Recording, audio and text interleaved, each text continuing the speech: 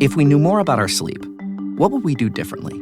Would we go to bed at a consistent time or take steps to reduce interruptions to our sleep? With Sleep Score, Apple Watch measures your bedtime consistency, interruptions, and sleep duration. Then, every morning it combines these factors into an easy-to-understand score from 1 to 100. So you'll know how to take the quality of your sleep from okay to very high. Know your sleep score with Apple Watch. iPhone 11 or later required. Protein is now at Starbucks, and it's never tasted so good. You can add protein cold foam to your favorite drink or try one of our new protein lattes or matcha. Try it today at Starbucks. K-pop Demon Hunters Haja Boys breakfast meal and Huntrix meal have just dropped at McDonald's. They're calling this a battle for the fans. What do you say to that, Rumi? It's not a battle. So glad the Saja Boys could take breakfast and give our meal the rest of the day. It is an honor to share. No, it's our honor. It is our larger honor. No, really. Stop. You can really feel the respect in this battle. Pick a meal to pick a side. Ba-da-ba-ba-ba. At participating McDonald's while supplies last. Start your day with Quaker Protein Instant Oatmeal. The instant oatmeal ready to help you tackle whatever your day brings. Like wrangling your toddler into their car seat. That was fun. Coaching your 6th graders soccer team. Go girls! And carrying all the groceries in one trip. Whew. Try Quaker Protein Instant Oatmeal, granola, and bars. Great taste and a good source of protein. Quaker, bring out the good. They say you should learn something new every day. Like how you should only drink Jägermeister at 0 degrees Fahrenheit, ice cold. Like those frozen cavemen they find, which makes you wonder, what would a caveman think of Jägermeister? Well, if you served it warm, he'd probably throw it in your face, say, "Unga boonga," and storm off. And nobody wants that. So drink it cold or not at all. Jägermeister. Damn, that's cold. Drink responsibly. Jägermeister liqueur, 35% alcohol by volume, imported by Mast Jägermeister, U.S., White Plains, New York.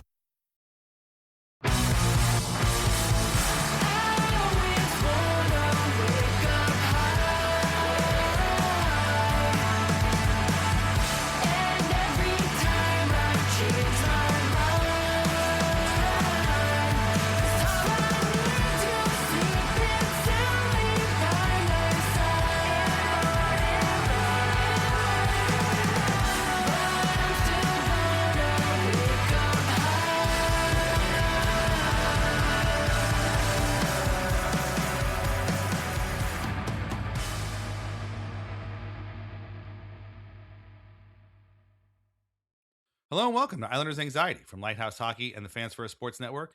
My name is Dan Saracini. Joining me on this Sunday evening via Zencaster is my friend Michael Leboff and Mike. First, we wish everybody a happy Easter and a belated happy Passover. I forgot to mention that last week.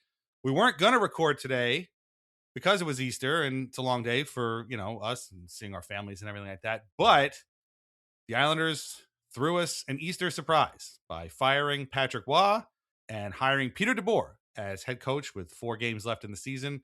I was driving to my brother-in-law's house or his apartment in New York City in the middle of a torrential downpour when this happened. So I was doubly surprised when I was stopped at a light and my phone went off and I looked and I was like, holy shit.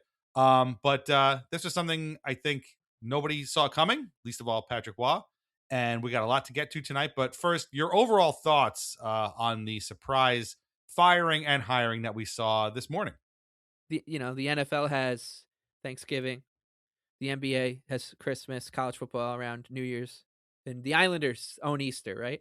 Yeah, they've got the Wade Dublowitz game, the Easter Epic, right. and now this. So yeah, nobody's ever gonna rip a headline from our Islanders on Easter Sunday. I wasn't that shocked because when Vegas fired Bruce Cassidy and hired Tortorella, I think that stuff always just spurs conversation. Like, should other teams do it? And I bet you that. I mean, I don't know about you, but as soon as that happened, a lot of people were like, I wonder if this means that Waugh could be gone next. And so I was surprised because you're always kind of stunned when this stuff happens, but not surprised that they did something like this.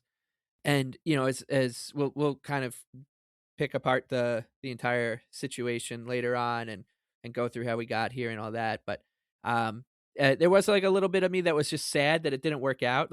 It was obviously time.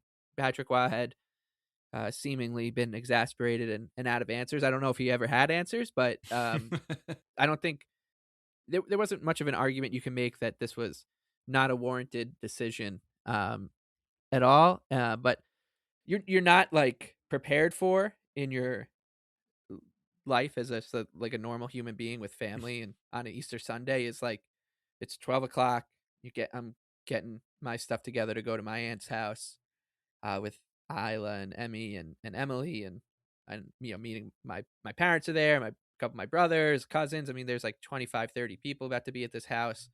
And then your day takes a shift, and not in like a real life shift, like something happened that in like real life, Right. like when you're surrounded by people for whom this means nothing, yeah, it really yeah. puts the whole thing into real perspective. You know what? That happened It'd to be me like too. if you're like a huge James Bond fanatic, and today they were like, oh man, the new James Bond is out for the next movie, and it's Benson Boone, and you're like, oh my god, I gotta prepare myself for Right. all my my family members being like, what the hell's going on with James Bond, and I'm like, well, and I mean a lot of my family members are Islander fans and such, but just being like, wow, like the conversation around Easter now is going to be about Patrick Waugh, Pete DeBoer, the Bruins playing the Flyers, and like all this stuff, and at the same time, getting a 4-year-old and a 17-month-old ready for Easter, and like trying to stay on top of things and gather your thoughts and reflect, because this if you're not gonna stare out like like you said, it was rainy today, like stare out a rainy window and reflect back on the Patrick Waugh experience right after something like that. When is a better time to look out a rainy window than this? So I was trying to do all of that while also being in the Easter spirit, and so it's like a lot, and I feel like, as you can probably tell, there's still like a lot of zigging and zagging going on in my mind, just about putting this all together and getting ready for these last 4 games, getting ready for Pete DeBoer being the New York Islanders coach. In a very different way for Patrick Waugh. Like, we always joked about Patrick Waugh just never being in the Islanders orbit, because why on earth would he ever have anything to do with the Islanders besides like shutting them out as a member of the Avalanche? But Pete DeBoer is the same way. I'm just like, he's just like to me, he's just like a coach who's just on a different cycle. He's a completely different orbit than the Islanders. The Islanders went, in my life as a fan, right? We'll start in 01, 02. Like, I really started getting into the Islanders went from Peter Laviolette, who at the time was a no name, kind of like young up and comer looking to cut his teeth and show he can do the NHL, to Steve Sterling. Right, like Scott Gordon, or Ted Nolan, who was a reclamation, right?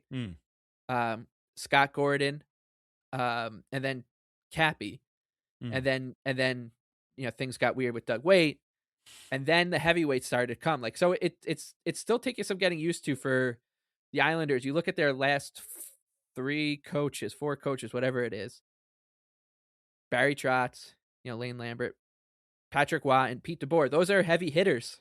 And so like, it's a completely different scenario to get used to. And there's going to be a lot of that. There's going to be a lot of getting used to, and there's no time to do it because the Islanders have 4 games left. They're essentially got to win them all to get into the playoffs. Is paging Wade Dublowitz, and I'm certainly not at a loss for words. I've got a lot of words, but I don't know.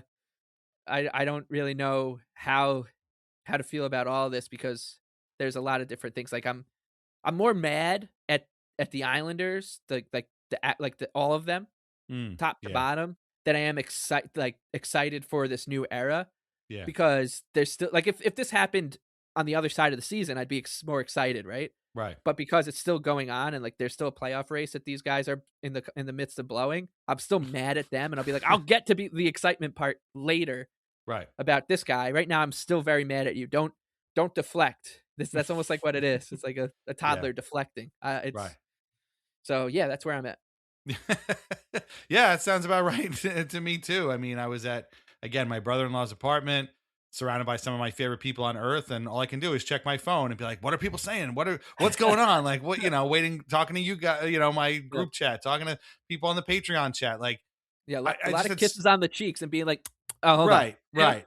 And like at one point, everybody there, nobody I was with was an Islanders fan, but my brother-in-law was there, my other brother-in-law, I should say, and he's a huge Devils fan. And I walked in and I shook his hand, and I was like, yeah, I don't know if you just heard, but the Islanders just fired Patrick Waugh and named Peter DeBoer their coach, remember, from the Devils. He's like, oh, wow, really? And so that's how it kind of seeped out to the party. And so I did have a few people be like, oh, wow, so you got, something to talk about at the podcast. And so we talked about the podcast a little bit. So, but like, we weren't going to record today. This was Easter. Like, you were doing your thing, I was doing my thing. We expected to be kind of home, not late, but it was a long day. And here we are talking about this because we had to, and I don't know how to feel either. Like, a lot of people are mad about it. A lot of people are happy about it. There's a lot of, as usual, whenever the Islanders do anything, there's an army of people who have not watched 1 second of them at all this season and have decided that they are the biggest dumbasses on earth and that this is the stupidest thing they've ever seen. And people who, I don't know, cover other teams and only see the Islanders 4 times a year have decided that they need to chill out because they're, they've gotten this far on the back of this, great 18-year-old kid. Why are you firing the coach? Guys, we live with this team 24/7.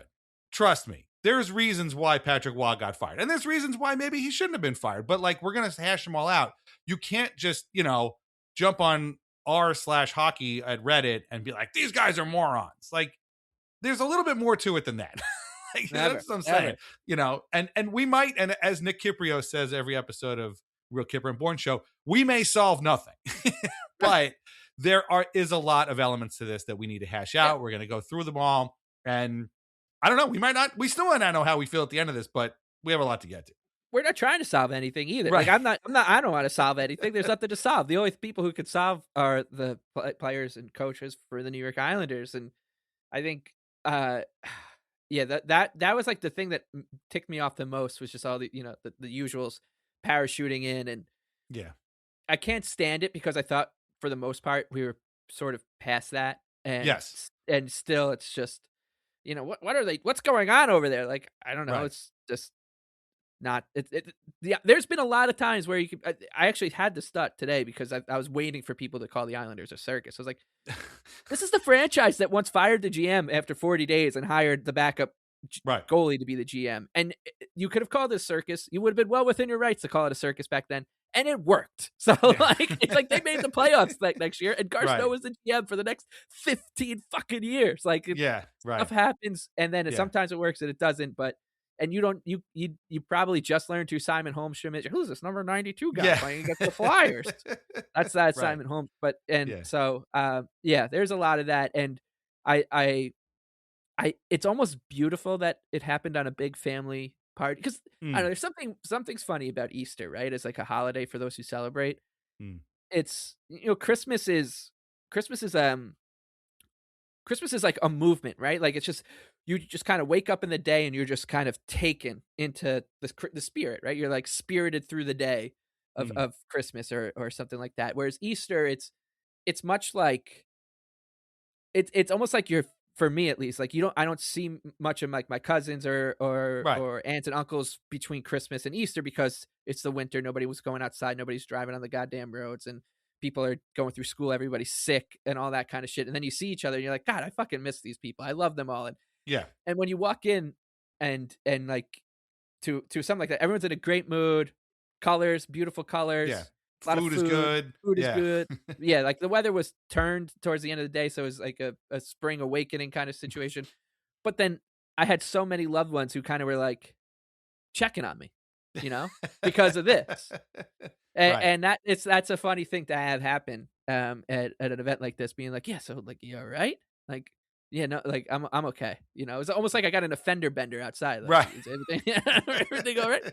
It's okay. Like, I'm gonna be all right. I think we'll find out in 4 games from now or whatever. But very, just a very strange experience. And I mean, just there's a lot of stuff that happened this week where I'm always gonna remember where I was when it happened. And this Yeah. was gonna be another one where I'll be like, yeah, no, I will remember Patrick Waugh getting fired on Easter, then seeing like my cousin Chris and him like putting his hand on my shoulder to like reassure me that it's all right. Right. Yeah. Yeah. I'm like dipping, shrimp cocktail I got the shrimp in one hand and my phone in the other, being like, what's going on? What's next? Can we get So anything? Can we help you bring stuff in from the car while you're like sorting through this? yeah. All right. And then hoping to not get stuck in the tunnel for me on the way home, so I can come and do this. But we're going to talk about all of these things. We're going to talk about the games that happened this week. We're going to talk about the hiring, obviously.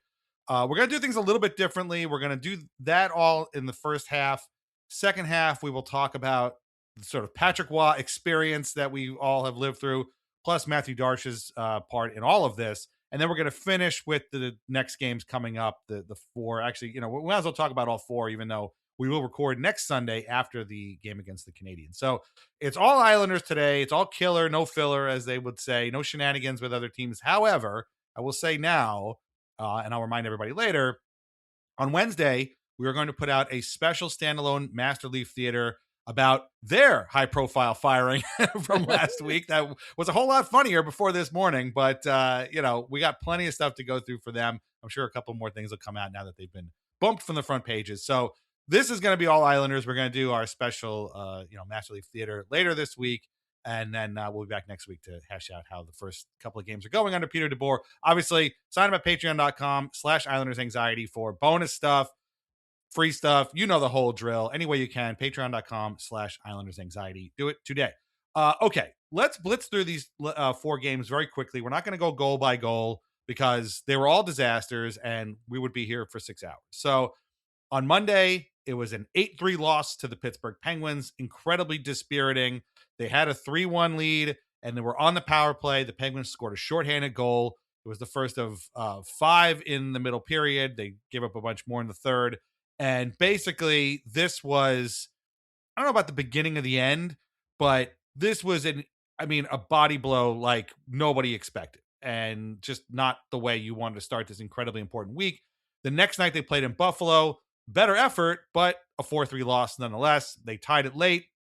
And then Buffalo got in and made it 3-2 with Alex Tuck getting behind the defense, sending it in front of Peyton Krebs. And that was the end of that. They had 2 days off and then another back-to-back. This time, it went almost as disastrously. A 4-1 loss to the Flyers on Friday. Flyers are hot. They're chasing the Islanders. The Islanders could have essentially ended their season with a win here. Instead, they came out absolutely lifeless. It was 2-0 Philly. They got a goal, but then the Flyers scored another one pretty quickly, and then that was the end of that.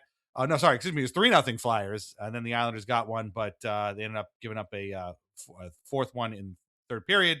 The only guy playing was Matthew Schaefer, who was diving and all over the place to prevent empty net goals. That was the only exciting thing in the entire game. And that set up the sort of eventual and inevitable disappointing ending, which was a 4-3 loss in Carolina. They almost never win in Carolina, particularly in the playoffs, which is, of course, a whole other storyline going on back here.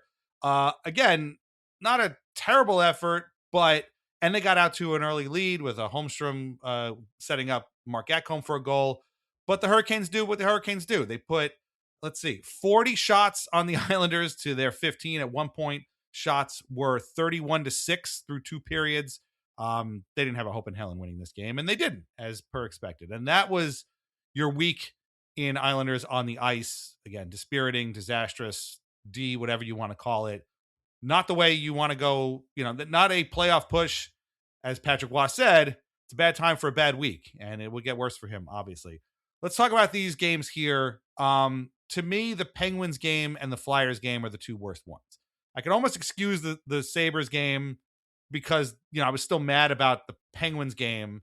And obviously I didn't expect them to beat Carolina anyway, but had they beaten the Penguins and beaten the Flyers, we are having a very different conversation right now. Patrick Waugh probably still has his job, and the Islanders are solidly in a playoff spot, except they lost those games and didn't just lose them.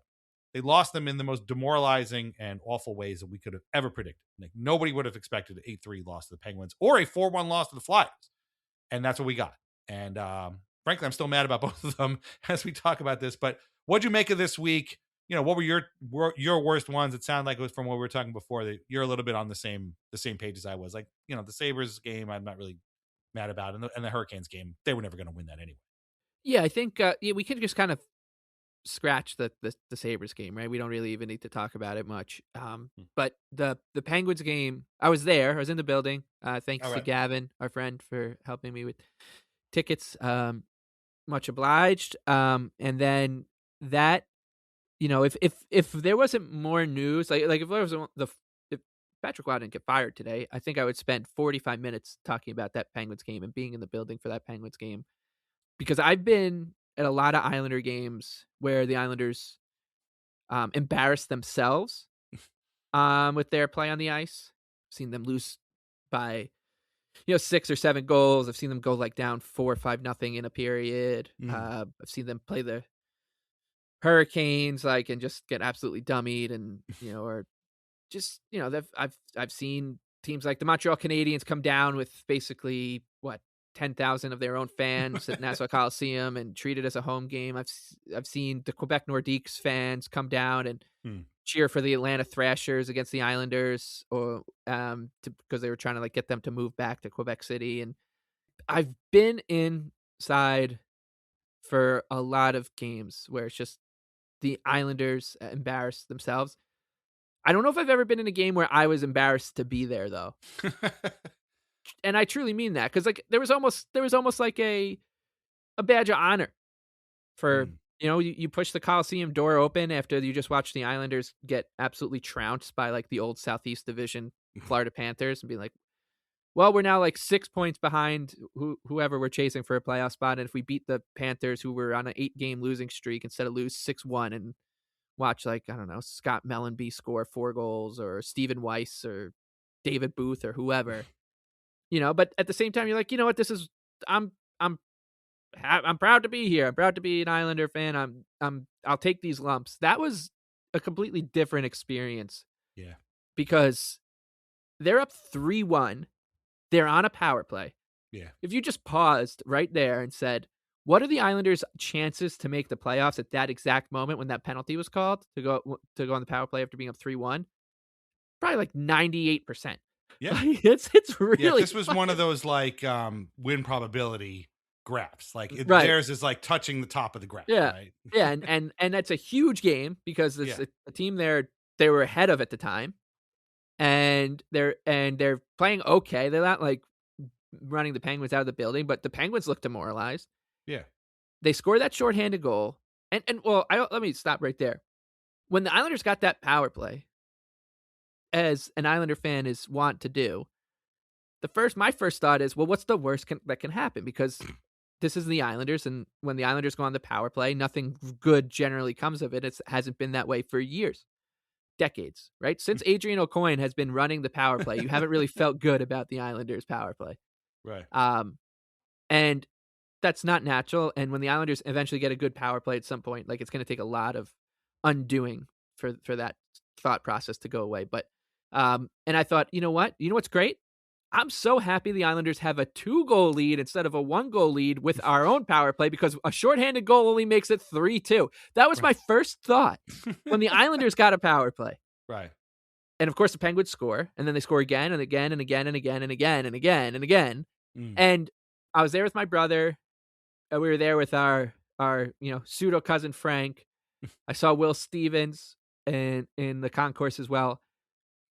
I've never been in a concourse like that. People were shell shocked.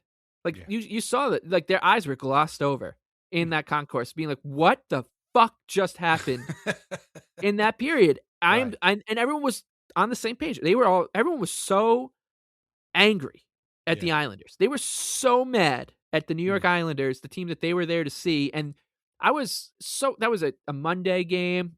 It was a nice day out. Nice walk to the arena. I was on the phone with Desmond from Through the Island podcast on my entire drive over. We're talking, playoff plans, what we're going to do. He's talking about his season ticket reps reaching out and being like, get ready for the playoffs, all that kind of stuff. And we're like, it's so great that it's great just that we're at that point of the year and the Islanders are looking like they're going to get into the playoffs. Right. And then you go, and I'm sure we weren't the only ones. You just feel it, and you could feel in the air, like it felt playoff-y in the air. And then you go into that concourse afterwards, and you almost felt like you were in purgatory. Like everybody was just like walking around shell shocked, looking for answers, and there weren't any to be had. Like there's just that was a criminal effort by the Islanders, and it was especially criminal because we're not too far removed from their latest criminal effort before that against the Blackhawks, right? Like this Right. this team didn't go like 3 or 4 weeks playing solid hockey. Right. They fell behind against the Panthers and won because they scored 5 goals in a period, right? And then they had that one solid effort against the Stars. Then they did that. Like we're 2 games removed from their previous criminal effort, and they hadn't learned from it at all. The Penguins just manhandled them that whole game. It felt like there was no Islander felt like they wanted to push back. I felt Adam Pelech was looking at the ceiling essentially the entire game, asking God, why me? It felt like, and so was every Islander fan. Yeah. I've never been in a building like that before, and I've been in some weird buildings. I've seen Colin Powell drop the first puck at an Islander game. Like I've been in buildings where weird stuff is going on, right? And I've never felt it in the air like I felt that night, because it was just everyone was shell shocked. Everybody was shell shocked. No ears ringing, bombs going off. That is like I said at the top of the show, this games and moments where I'll never forget. I will now use that Penguins game as a comparison point going forward for like bad Islander losses and embarrassing efforts, because I genuinely felt ashamed of myself for being there. I felt ashamed. I felt like I did something wrong. I felt like I did, like when I was in 6th grade and I pissed off the teacher, and I to this day I remember saying something like I was mean to say to a teacher. I got detention for it, and I can still feel how I felt, being like, that's not the kind of person I am, and that's how I felt with this game. I felt like I genuinely did something wrong leaving.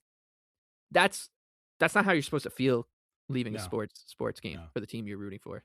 Well, the thing about that game, and you're 100% right, like we had not seen a loss like that in a long time. I mean, it's one thing to be up 3-1 on the power play and, you still lose the game. To lose 8-3. And in the way the Islanders did, they gave up 23 high danger chances against and had 6 of their own.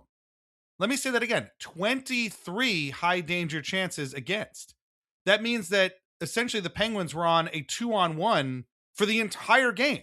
And that's not normal. And like, this was not a normal game. It wasn't a normal loss. We have come to expect certain things from our hockey team.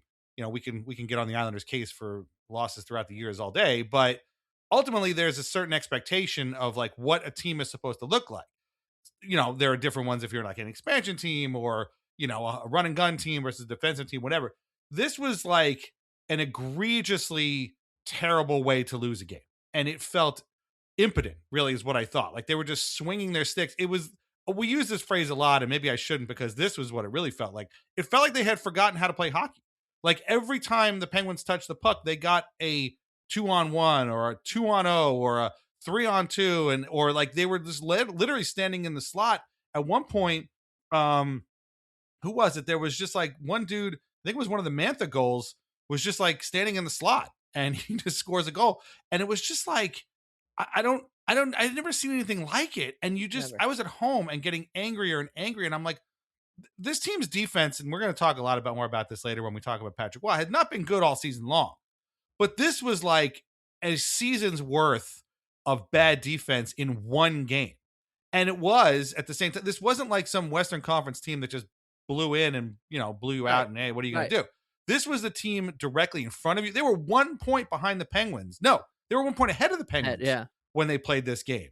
And obviously you've got 4 or 5 teams behind you, chomping at the bit for one of these playoff berths. And this is the game you play like this? I'm sorry. Like that to me is just, I still can't believe it. I can't believe it happened that way. And then the next game, I mean, we could get back to the Penguins again, but like the next game they gave up, also like, I think they gave up 13 high danger chances against. So it was like 40 something high danger chances in 2 games.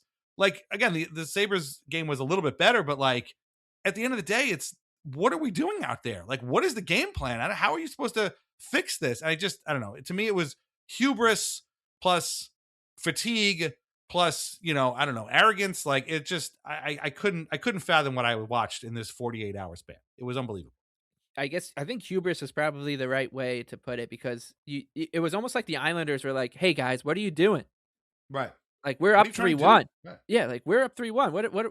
What's going on here?" Or really, they were like, well, I mean, we're in the playoffs. Like, it's not like we got anything to worry about. Right. Yeah. Like, what? Like, what? They can't come back from 3-1 against the I New York know. the Islanders when we're at home in front of our fans. Right. It's too bad they didn't have the Jello jiggle meter in the building for this game, because there was a lot of booing. That Jello jiggle meter that was there for the Flyers game would have got worn out by the booing. I love watching Leafs jerseys hit the ice. Right. I was wearing my Adrian Aucoin jersey against the Penguins. I brought my orange Aucoin. Not Engvall. That was no, the I one didn't go Engvall, and this is all my fault, Patrick. Well, I apologize.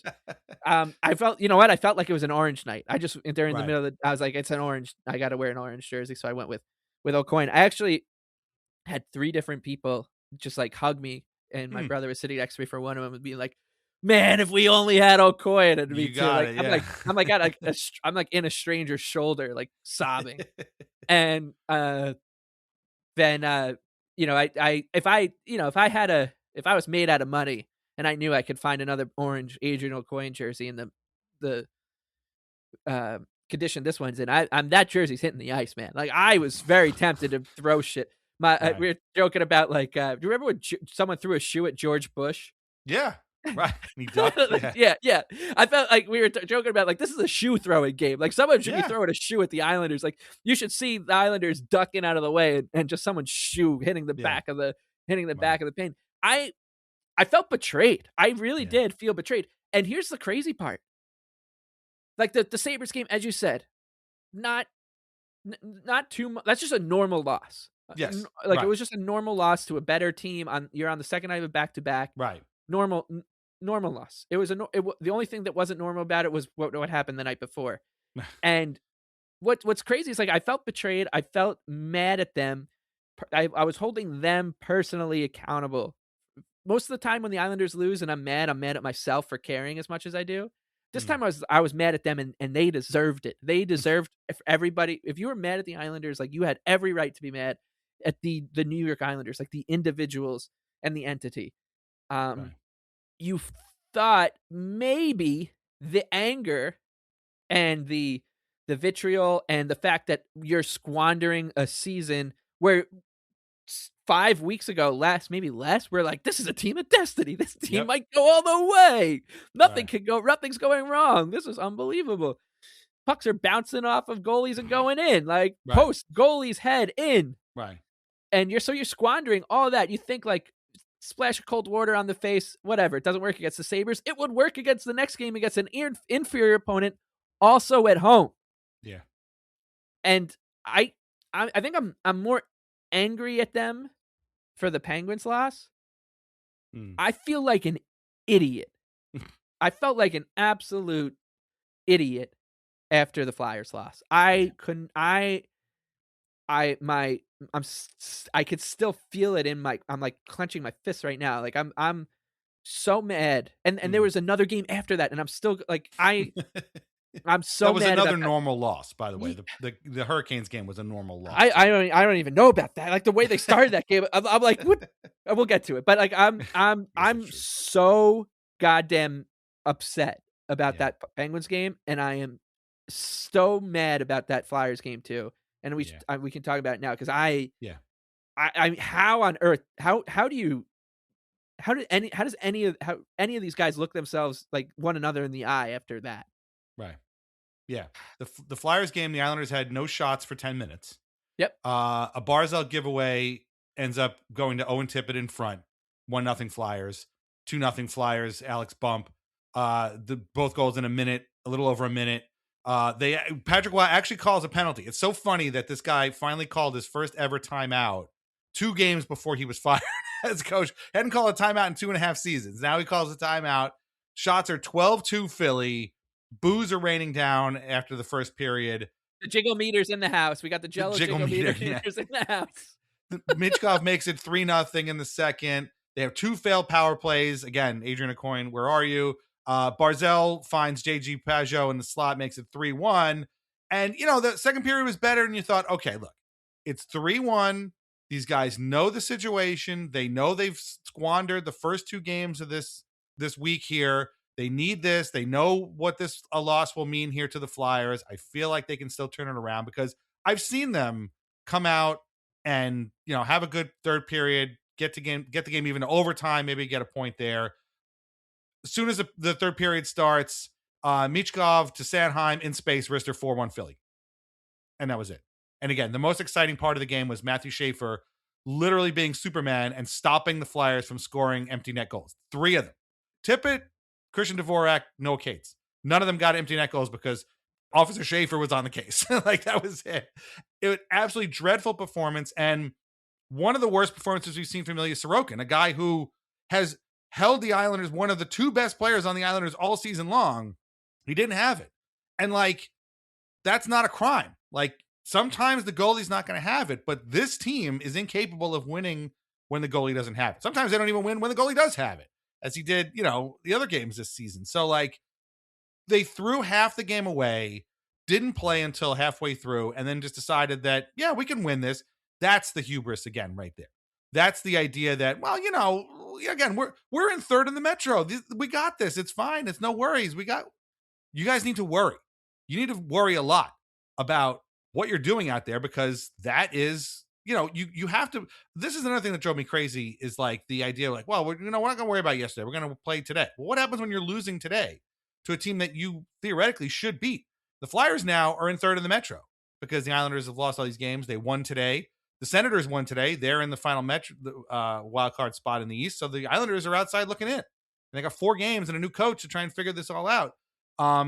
This was just, again, infuriating on a Friday night against this team. Come on. And then to follow that up with Saturday, you're right. That game really wasn't normal. I mean, it was normal for the Hurricanes because they always outshoot everybody. But 31-6 is pretty damning. I forget what it ended up with. 40-15 makes it sound better than it was. Just an awful end to an awful week. But Schaefer did tie Phil Housley for the most points by an 18-year-old defenseman. So, he's still out here doing stuff. But when we talked last week, we talked about the importance of all the games this week. And we weren't sitting here being you got to win all 4. You need to win all 4 because we knew that was probably unrealistic. We hoped for 2 and you hoped that the other teams lost so that you gained ground. For the most part, the other teams did lose, but I never thought in a million years they would have lost all 4 of these games. And now one of those teams has jumped you. The other one, the Penguins are long gone now. They are in the distance. Forget them. And the Flyers have jumped you. This week, at one point, it looked like they were going to survive through the incompetence of others. And instead, they, fell apart, fired their coach, and now, are outside looking in. So just shell-shocked is probably the right word. Even still, just looking back now, I'm how did we survive this? We're still here. Why are we still talking about this team? Most people probably would have just left them in the dust, but we got a job to do. Anyway, final thoughts on this dreadful, dreadful week. Oh, by the way, for me, my final thought is this. There is no Vanda Pharmaceuticals shot of the week, although you should still get your family vaccinated today. And there is no Viam Cyborg of the week. I don't even know who I would pick. I guess Schaefer, I guess, because he was the only guy out here trying to do anything. But DeBoer. Yeah. Nobody deserves any of these honors. So that's all I got to say. Yeah, I mean, the Flyers game, I couldn't believe my eyes. How many times when throughout a season, it doesn't matter when it's, if it's February or November, but you're playing a team and you're oh, God damn it. The Lightning just lost 5-1. They just no-showed against, the Predators. And of course, who do the Lightning have on deck? It's us. And you know what that means. They're going to come out their hair's on fire. Right. Because they just got embarrassed. Right. And the Islanders, they get embarrassed by the Penguins. They lose again to the Sabres. And I'm sitting there on Friday night. The Flyers are on a back-to-back. They just lost to the Red Wings the night before. and their season is on the line. And I'm like, thank God. Like, the Islanders needed a situation like this where it's set up on a platter. They're going to come out mad because they just got embarrassed. The last time they were on home ice, they got booed off it. The Penguins scored 7 goals in a row against the Islanders. There's no way that this team doesn't step onto the ice and just fly into everything that they can, because that's what hockey teams do. Like, it doesn't matter if you're a good hockey team or if you're the San Jose Sharks from last year or the Blackhawks or whoever. Like, if you just got embarrassed the night before, it's pretty much like just as much as the first game back after a long road trip is a loss. It feels like that is a guarantee strong first period. And the Islanders looked like they were just waiting for the Flyers. Like, they were scared of them. Like, oh my God, they're the team that's going to come out mad here. We knew a push was coming, and it came. And like, there was no pushback. The Flyers were physical, running into everyone. The Islanders just didn't have it. They didn't have an answer for the Flyers. The Flyers are not that good. Like, they didn't have an answer for them. And they're, by hook or by crook, are look like they might survive the period until they take it one step too far once again with Barzal. I mean, I got a few words for him later. His game. I mean, Pelech, Pulock, Barzal. Like, the past 2 weeks have just been. I don't know what's happened to them. Yeah, and playing for the other teams. Playing for the exactly. Yeah, and I mean, it's Friday night. It's the crowd, I'm sure, was there to jiggle the hell out of that jiggle meter, because they're like, this is a huge game. We're going to give them another chance. And if the Islanders were in Canada, if the Islanders were a Canadian team, there are jerseys on the ice this week, right? Like, that's just there are jerseys on the ice on Friday night. I felt, once again, very much betrayed. Like, I was like, this is, how much of an idiot am I to believe that this team, who has brought me very little joy in my life, like, there have been moments where it's been fun, but overall, like, I haven't seen the Islanders do bupkis in my life. I've seen them fall on their face. I've seen them almost get moved. I've seen them, have owners get sent to jail all the time. Like, I've seen them do a lot of dumb shit. I haven't really seen them win. Right. And I thought that I could be like, no, you know what the Islanders are going to do tonight? They're going to be there for me. Yeah. They were not there for me. And they weren't there for anyone. They weren't there for themselves. They're like starting shit. Finally, they get into the game. And I think Cal Clutterbuck, by the way, Cal Clutterbuck's great on the broadcast. He doesn't say much because it's impossible to get a word in edgewise with Brendan and Hickey. Like, they just don't stop talking. But when he does, I'm like, Cal. He's the voice of the fans a little bit. When he does the stuff with Shannon after losses, he is seething. Yes. Seething. You can tell he wants to be like, Barzy, what the fuck are you doing out there? Like, but he can't because he's on TV. He's very bad. He has a very bad poker face. Because you can tell he's just pissed off, because he probably would have killed somebody in the locker room. And it could come through because, like, obviously, Thomas Hickey is like, his arrow is pointing very hard to the homer. Like, he does. There's not a first period that Thomas Hickey doesn't think the Islanders have had a good start, and they're just a little unlucky to be down 3-0. But Clutterbuck at one point was like, well, the Islanders are like picking up their physicality. It's just too bad it took, period and a half for them to get into it. And they're like chasing around Travis Sanheim, right? Like, Mayfield's getting at him, a bunch of people. Yeah. And then what does Travis Sanheim do? He scores. Of course he does, because he's not an Islander. An Islander, it's not the same. And the Islanders just like wilt and go into their shadow. Yeah. So then you go to bed that night, right? That's a Friday night. Like, I just wasted my Friday night. We usually on Friday nights, like, Emily and I watch something on TV, and when the Islanders play on Friday, they ruin everything, right? And they certainly did that night. And I went to bed and I'm like, well, at least I know, this is how sick I am. I was like, at least I know they're going to come out and it's the Hurricanes. That sucks. Like, it's hard to beat Carolina in Carolina. We know how they play. It's blah, blah, blah.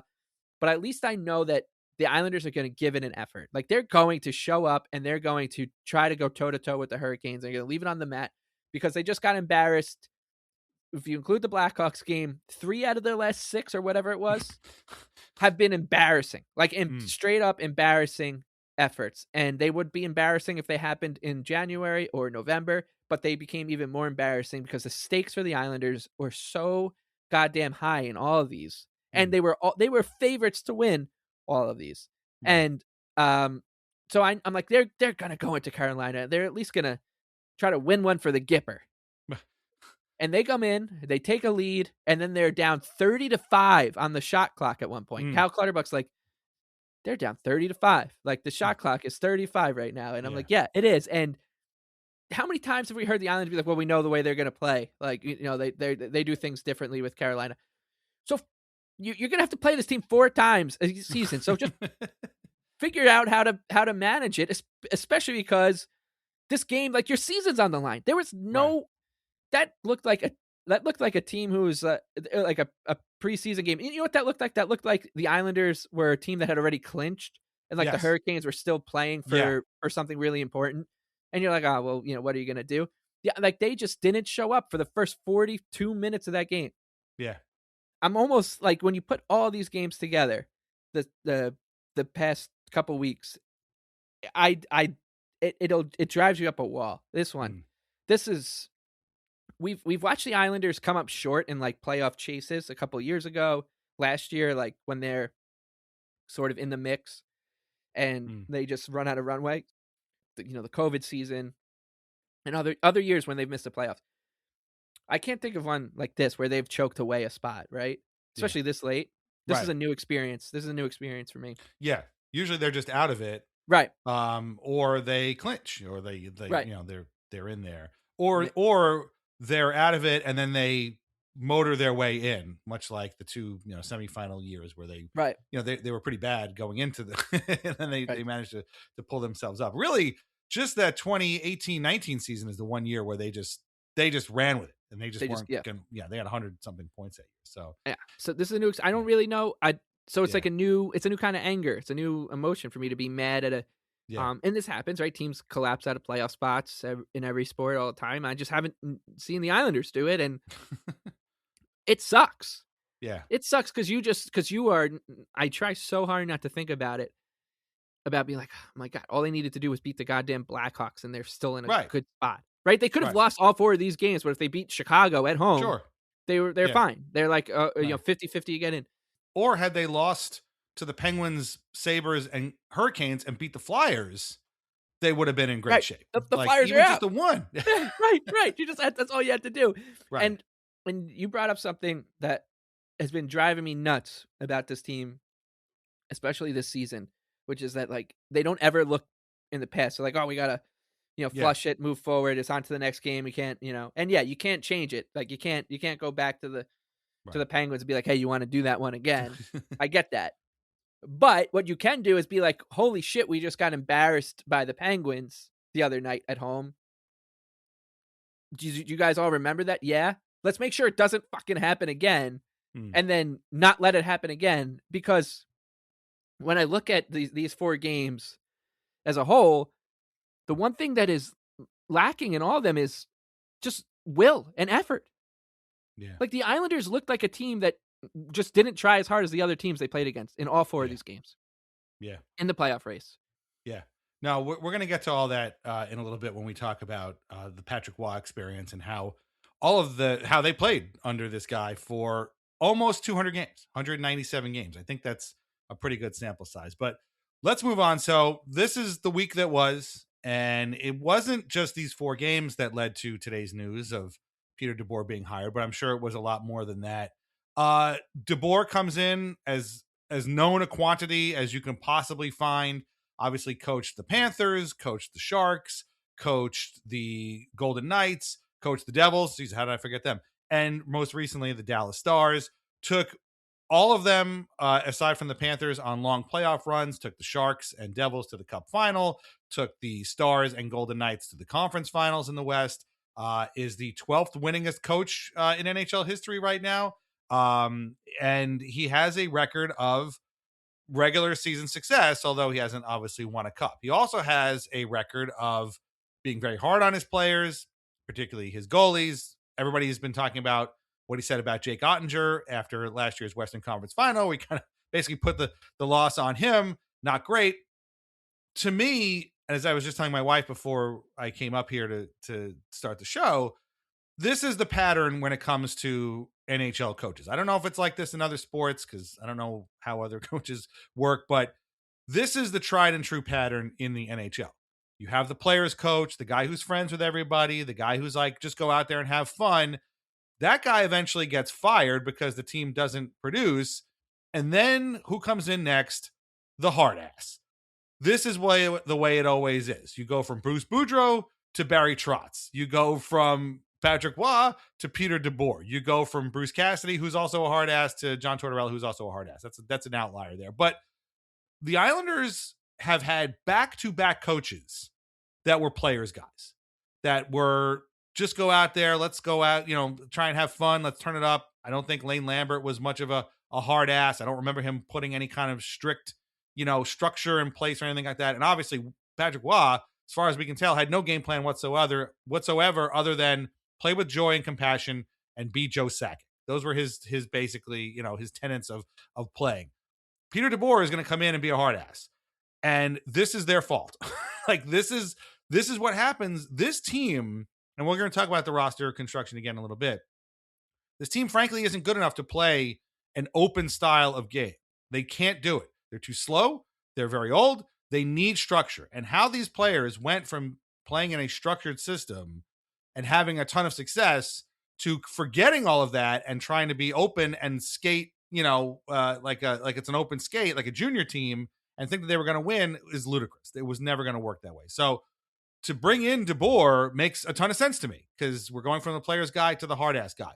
People online have been talking about, well, I would have rather had Bruce Cassidy. Yeah, frankly, me too. But I mean, Cassidy, and I'm just guessing here, got fired 2 weeks ago. So maybe he doesn't want to coach another team right now. Maybe he wants to wait until the summertime when some other team opens up. I'm honestly not picking on the Leafs, but there's an opening that might come up in Toronto, this summer. So if I was Bruce Cassidy, I'd also want to wait too. DeBoer has obviously been waiting since he got let go by the Stars, I guess last year or the year before.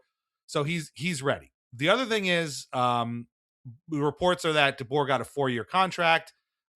His longest tenure with a team was the 5 years he spent in San Jose. Everything else was either 4 years or 3, I think, with the Golden Knights, because that's how they do things out there. The reality is this contract is going to be as long as the owners want to pay Peter DeBoer money. Okay. If they fire him after 2 years and they keep paying him, well, if they're cool with that, well, then that's what's going to happen.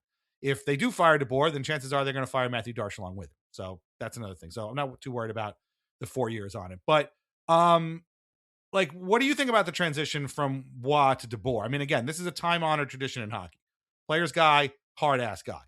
I think this team needs a hard ass because we see what happens when they're given way too much free reign. And I'm sorry to put it as bluntly like that, but they're going to need this. Whether they like it or not doesn't really matter.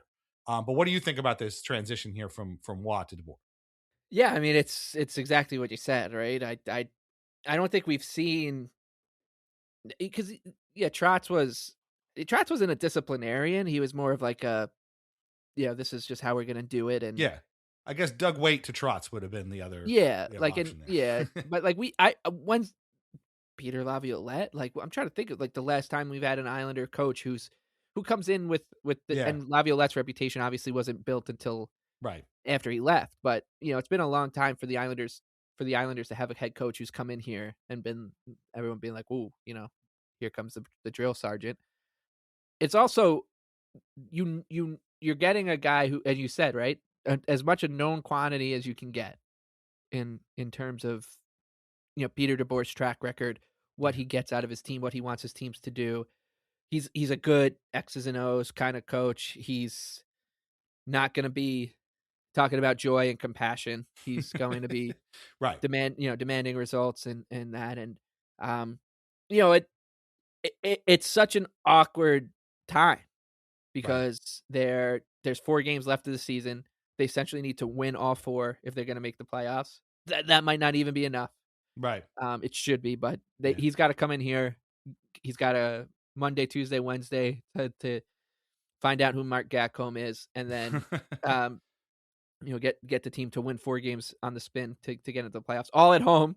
Right. too, which is kind of funny. And then of course the rain really starts, right? Like this isn't what we're gonna judge Peter DeBoer on. But so I'm interested. I'm happy they went this way rather than just being like, we're relieving Patrick Waugh of his duties and elevating Bob Bugner, right? Like I'm happy that they've got their guy that is their guy. And they clearly, they signed him to a long-term deal after this year. So this is the guy they want running the bench, that does away with excuses, because there have been excuses for basically everybody. Like this the Islanders this entire season have just been they've had these excuses in their pocket, being like, "Well, what do you want us to do? It's we're ahead of schedule. It's a house money season. We knew they were going to push back." Yeah. Okay. That's a good team over there. Yeah, it's a good. Okay. Right. Yeah, exactly. So I'm happy they've got a coach whose entire reputation is not, "Oh man, you guys are coming. We just had a long road trip and went 5-1-1 on the long road trip, and now we're going home to play the Blues. I don't give a fuck.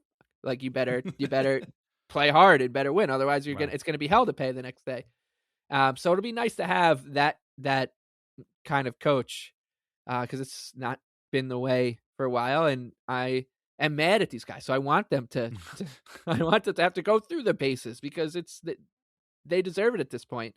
Those guys, they were to a man disappointing for the past 2 weeks in the biggest stretch of the season, and felt like they just kept being like, "Well, what do you want us to do? Like it's Right. hard. There's the other team tried harder than us. What do you expect?" So yeah, I'm looking forward to see how it looks. It doesn't guarantee. Like the one thing I don't like is that it feels like a lot of people are seeing this and being like, "Oh, well, now they got Peter DeBoer, so they're going to be good next year, right?" Or I think I see the opposite. People right, are like, "Oh, this is awful." right. I don't know. I don't like Right. Yeah. I don't think it's a guarantee that like a good coach makes this team good next year, because they had a lot of stuff go right for them. A lot of stuff go right for them. And if you want to peg it all on the coach, go for it. But it's not all Patrick Waugh's fault that this season went this way.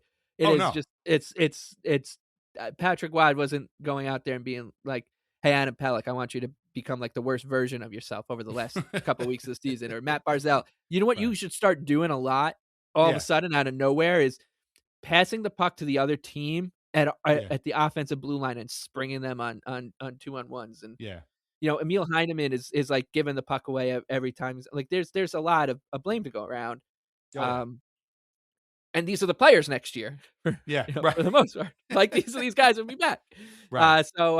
I mean, I'm excited that they've got a guy like that, but at the same time, I'm just gonna try to focus on these games rather than like look at the big picture of like what he's gonna bring. The other element to this that Arthur Staple put out on Twitter before was that the Islanders wanted to get a jump on the crop of candidates that were going to be available, and there's going to be other teams out there looking for coaches, and so why not bring in a Peter DeBoer? If he wants to coach and you think he's the right guy for the coach, get him now, and this way, whether you make the playoffs or not, you have him for the summer, and you can get a full training camp in. That's obviously not what happened when Waugh came in the first time. So I mean, there's definitely a lot of blame to go around. Again, we'll get into that in the second half.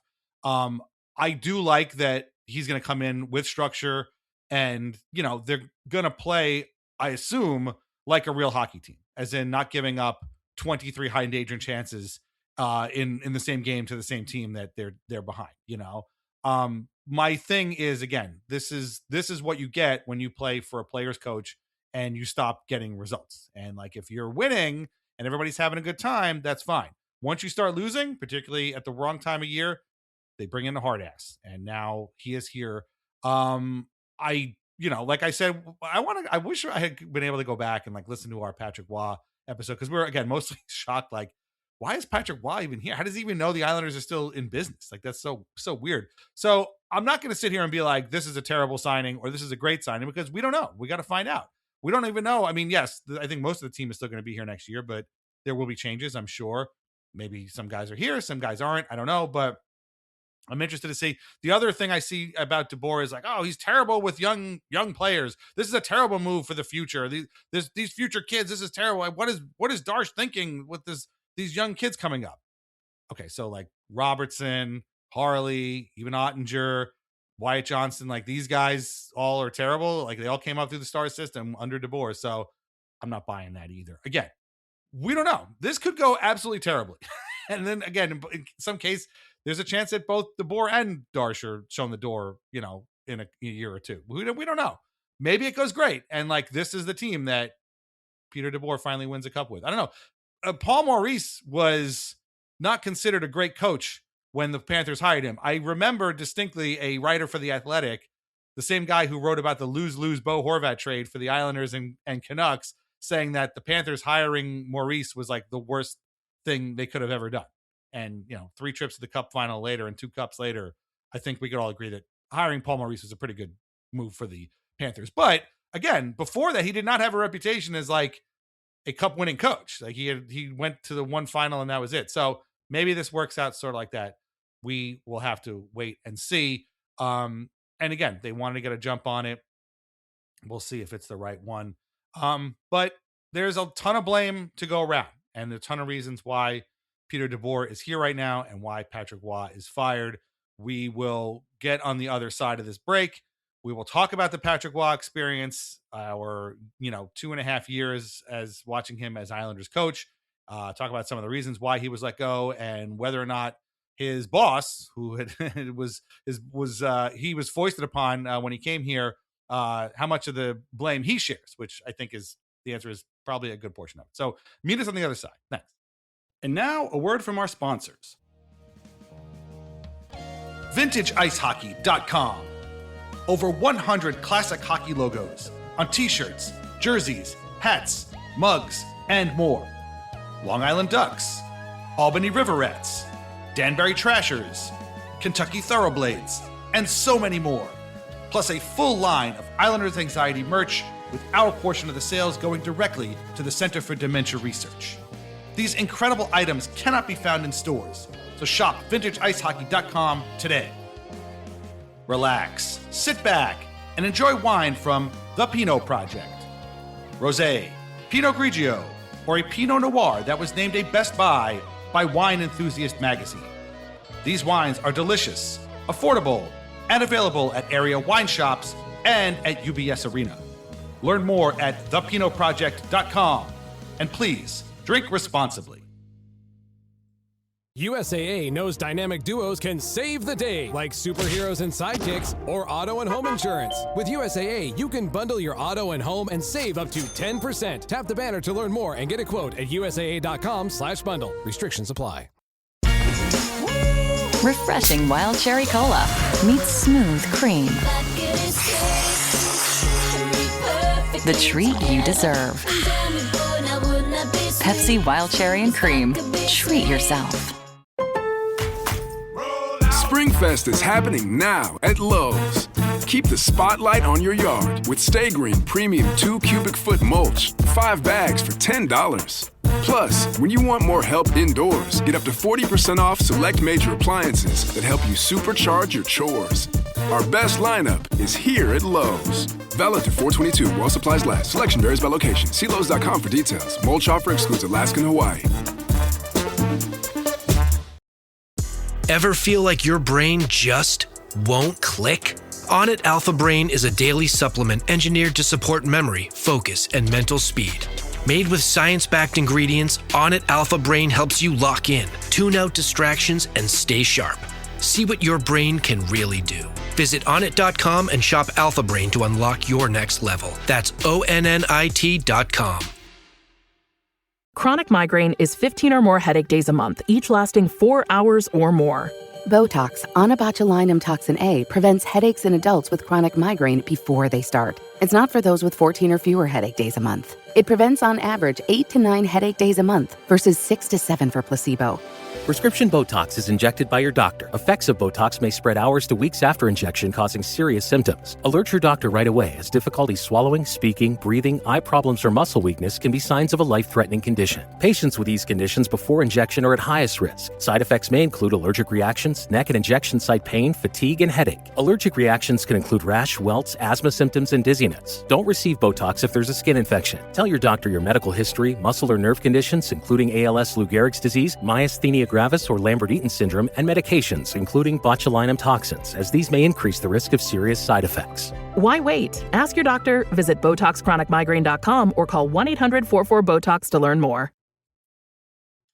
Before we discuss Patrick Waugh's coaching tenure and then get to the Islanders' schedule for the upcoming week, a little bit about our schedule. Like I said before, Master Leaf Theater standalone episode comes out on Wednesday. It's called A Tree Falls in Toronto. It's a pun. So we're going to get to that. Again, was a lot funnier last week when the Leafs were the only team with the high profile firing, but should be a good time. We got a ton of stuff to go through, so I'm going to have to break all that down. And that's it for us this week. Well, we will be back next Sunday after the game against the Habs to talk that over, talk about the final game of the season, which comes after that again against the Hurricanes. Great. Last Friday, we put out a great episode of Weird Islanders, the podcast, featuring Ty Wishart, who played 21 games for the Islanders in the 2011 season. He was absolutely fantastic. He is currently playing for the Melbourne Mustangs of the Australian Ice Hockey League.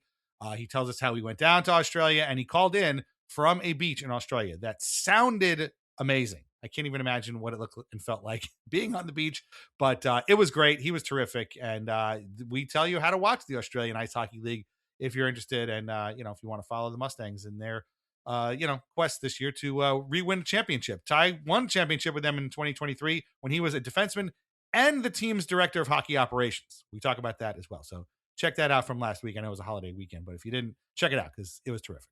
Okay. Patrick Waugh was coach of the New York Islanders.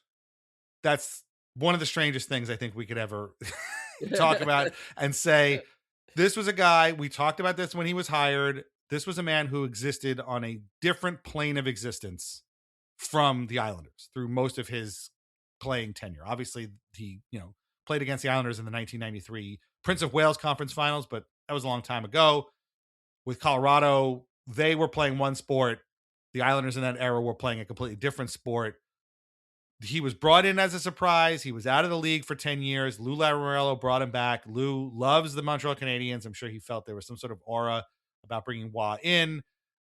It was exciting at first. They made the playoffs that first half year after he, took over for Lane Lambert, who we all were kind of done with at that point. But there were things about him that I think drove me personally crazy. And I can tell you right now, and I know I've been, beating this for a long time now, the point at which I stopped, kind of being in Patrick Waugh's corner as coach came, I think it was last year. And it was December of last year specifically. Let me ask you this. Do you remember what the storyline coming out of training camp, the first full camp under Waugh, what was the storyline of that training camp? The first full training camp under Patrick Waugh was that... It was one word. Conditioning? Very close. Bag skate. Yeah. That was the buzzword. They're all bag skating. He's bag skating these guys to death. They're all huffing and puffing out here. It's all about the bag skates. 3 months into the season, the Islanders had both the worst power play and worst penalty kill in the NHL. And Patrick Waugh was asked about this, and he said, yeah, we probably should have practiced special teams during training camp. Bro, what? What? You didn't practice the power play during training camp? What are you talking about? You didn't think you were going to get any power plays this year? Are you nuts? That was when he lost me. You can't, even if that's the case, you can't say that. What are you, nuts? The joy, compassion thing, I just was like, how about telling us how you're going to stop goals or create goals for that matter? I could not get behind this guy's complete lack of structure, of strategy, and as another word we used before, the toxic positivity. He said, I believe it was after the Flyers game or was the Sabres game? I'm not sure. He's like, well, I liked our defense. I thought we played well defensively. What? What are you talking about? How about winning a game in a playoff race? I couldn't take that. He doesn't need to be Mr. Grumpy all the time, but I also don't want to hear about how well they played when they get their asses handed to them by the Hurricanes for the 4th time this season. So I was not a fan. We'll get into, a lot of reasons why, but I know you were very much a fan because of the fact that he's Patrick Waugh and he was coaching the Islanders, which is, again, an insane thing to say. Right. Yeah, exactly. And so there's like a big difference, right? Between thinking, oh, he's a good coach and he's just entertaining. I was always rooting for Patrick Waugh, the character in this story. For that reason. Like I was like, this it's insane still to me that you were to tell 9-year-old me, 12-year-old me, 13-year-old me, like, hey, Patrick Waugh is going to coach the New York. 21-year-old me, Patrick Waugh will be the New York Islanders head coach. Like you'll see him wearing a New York Islanders pullover in front of like a Stanley Cup playoff step and repeat, taking questions from the media, leading the Islanders into a playoff series. Like that's still crazy to me. So I was just always rooting for a happy ending for this story because I was like, this is crazy that Patrick Waugh is here. But it's pretty clear that he was grasping at straws and had been for quite some time. I mean, even I know a lot of it is like the line shuffling, but to me it was just the fact that he couldn't figure out how to diminish the role of his bad players and increase the role of the players who at least brought some upside, right? Like Andre Palat has been unspeakably bad for the majority of his tenure here. Carson Soucy has been struggling. Scott Mayfield has been struggling. Those two things might be related. Adam Pellick's been playing with Carson Soucy, and we've been kind of ragging on him, like so that might be related. And it felt like they were just like forcing the issue being with a lot of these guys instead of, Max Siplikov had like 45 points last year and just turned it to a pumpkin this year. And, Anthony Duclair has looked okay at times and he makes one mistake and he's out. I mean, even with Joe Drouin, right? Like he just never came out of the lineup, but everyone else stayed in. Emil Heineman has been playing next to Bo Horvat all season long and he's been good scoring goals, but he's also, I don't think, the right answer for your first line winger if you're going to be a Stanley Cup contender or a Stanley Cup playoff team.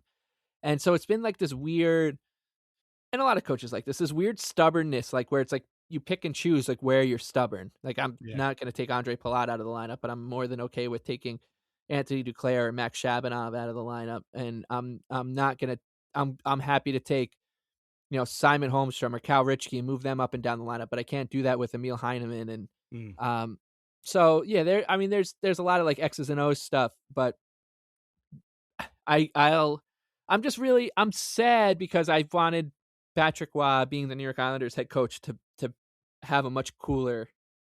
Yeah, I wanted him to have a Patrick Waugh tenure. I wanted to see Patrick Waugh like grabbing sticks from behind the players on the bench and like wagging them at people. The closest we got to that was the Mikko Rantanen thing.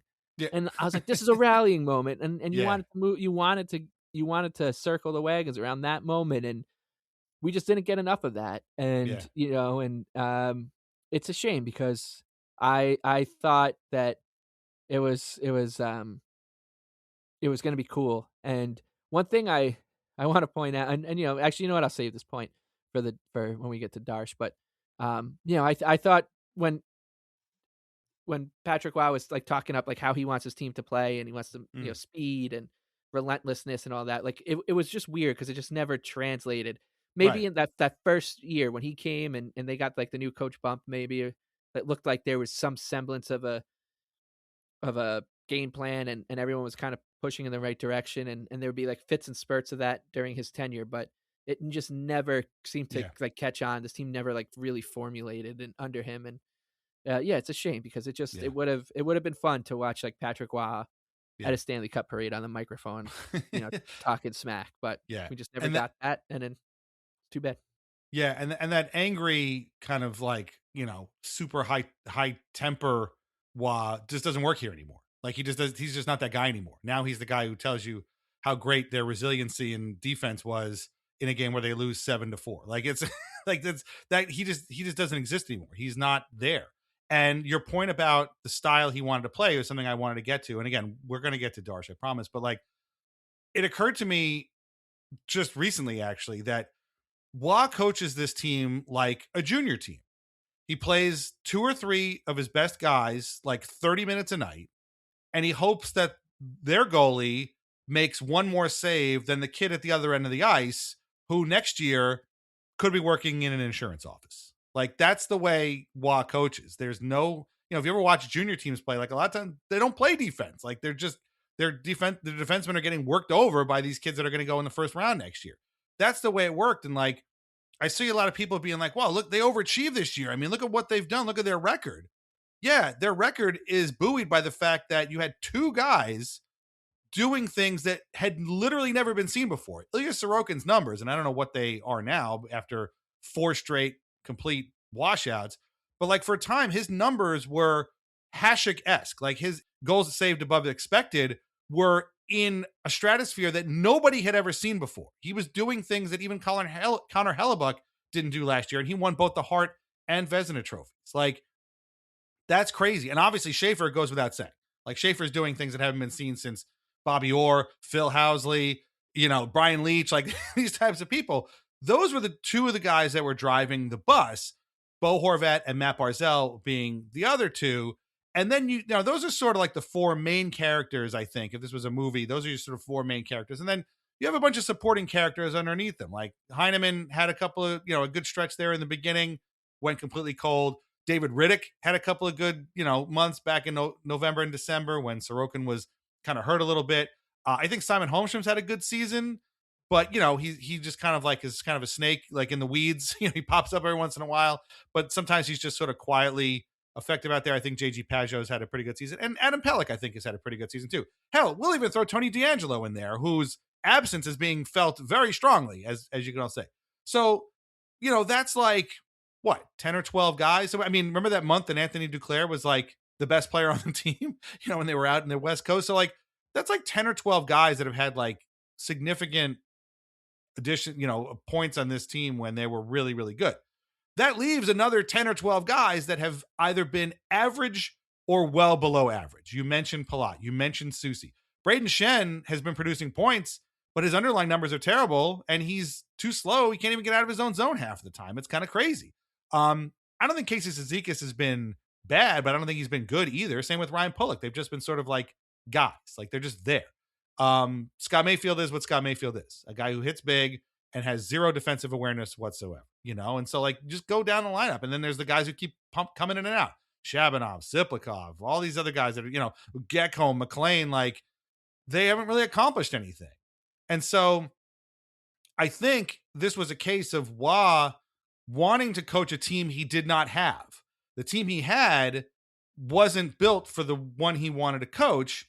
And, when you're the coach, you've got to coach the team you've got. You've got to win with the guys you have. You can't coach a team that you don't have. And that to me is the big thing there. Like, he wasn't adjusting to the roster he had. He was trying to win with a roster he didn't have. And that to me is the signal of why he's not really a great coach. One thing real quick before we move on to Matthew Darsh is looking at Patrick Waugh's coaching record. 6 years in the league, really 2.5, but 6 years as coach in the league. Made the playoffs twice. Once with Colorado that first year. They went 52-22 and 8. They lost in the first round to Minnesota, I believe. That was the year that Semyon Varlamov finished second in the Vezina Trophy and 4th in Hart Trophy voting. Nathan McKinnon won the Calder Trophy. After that, everybody regressed on that team, and they missed the playoffs both years. That's when he quit. He just left. Comes back 10 years later, coaches the Islanders. They make the playoffs that first year. Again, Bo Horvat was the guy who was completely insane at that point. Basically willed them to a 20-12-5 record.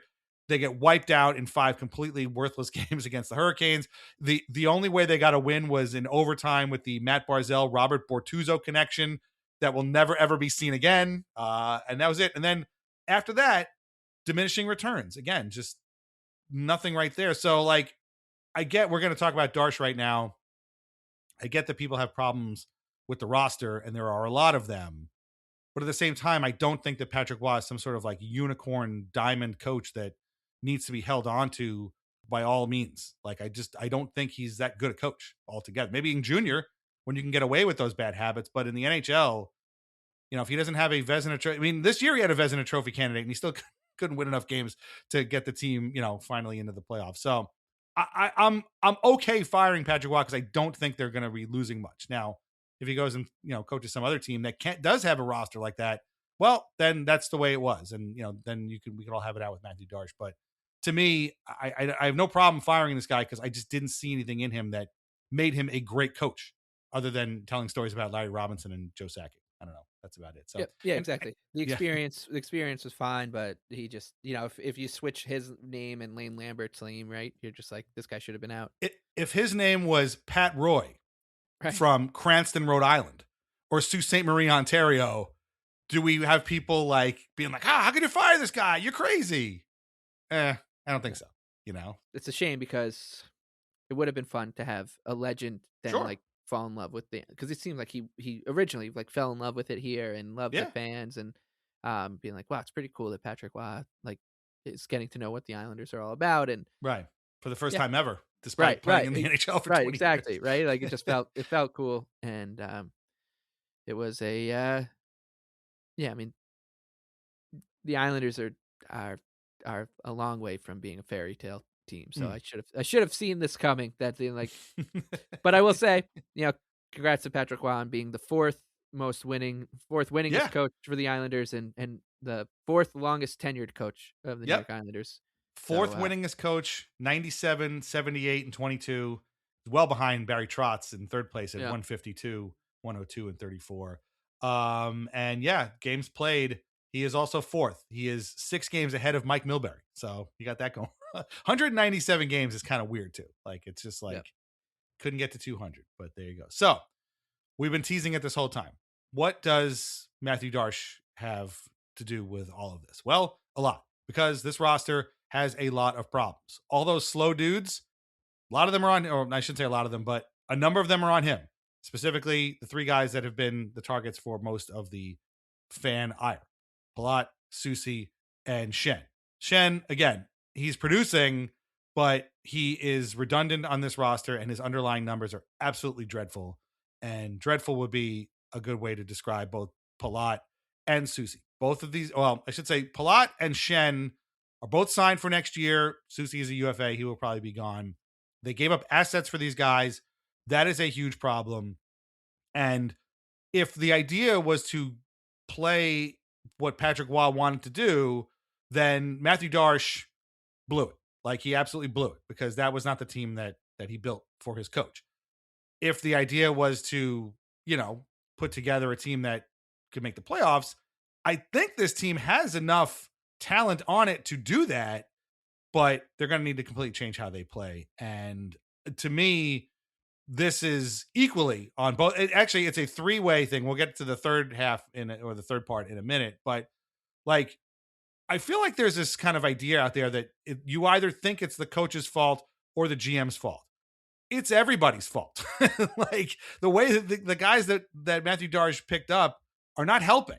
That is a huge problem. We could give him credit for the Dobson trade. I think I still don't have a problem with the Palmieri signing, even though Palmieri was hurt this year. Romanov, I'm still very nervous about. So that stuff was all pretty good. I think that, getting Shabunov was still a worthwhile gamble. I still think Jonathan Drouin was a worthwhile gamble. That stuff is all sort of in his favor.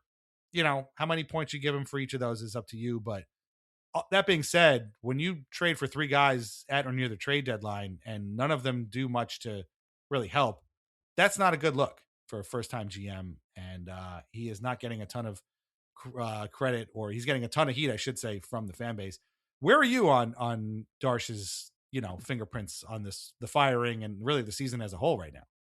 Yeah, I here's what I'll say, right? I think the Islanders as an organization, I think, put in front of him a vision, which is like, we want to be the fine. And this is part of why we and me especially, like, we kind of rag on the business side and like the marketing and the jiggle meter, right? Like, because I feel like the Islanders, and I think we were kind of right about it, from the beginning, kind of were ham-fisted in what their goals were this season. And we said it from the beginning, like, I don't know if their goals this year is like to win hockey games, or is it to win, to increase their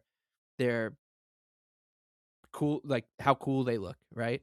Like and engagement or whatever, like how many people are saying, remember how a couple months ago, like the Islanders were doing essentially a media tour being like, wow, the Islanders are cool now. Like they're fun. The Islander games, I used to hate watching Islander games, but now they're the fun team in the league. They're fun and they're fast and got Schaefer and I feel like the Islanders like kind of put this vision in front of Matthew Darsh a little bit, and we're like, this is what we want to lean into, right?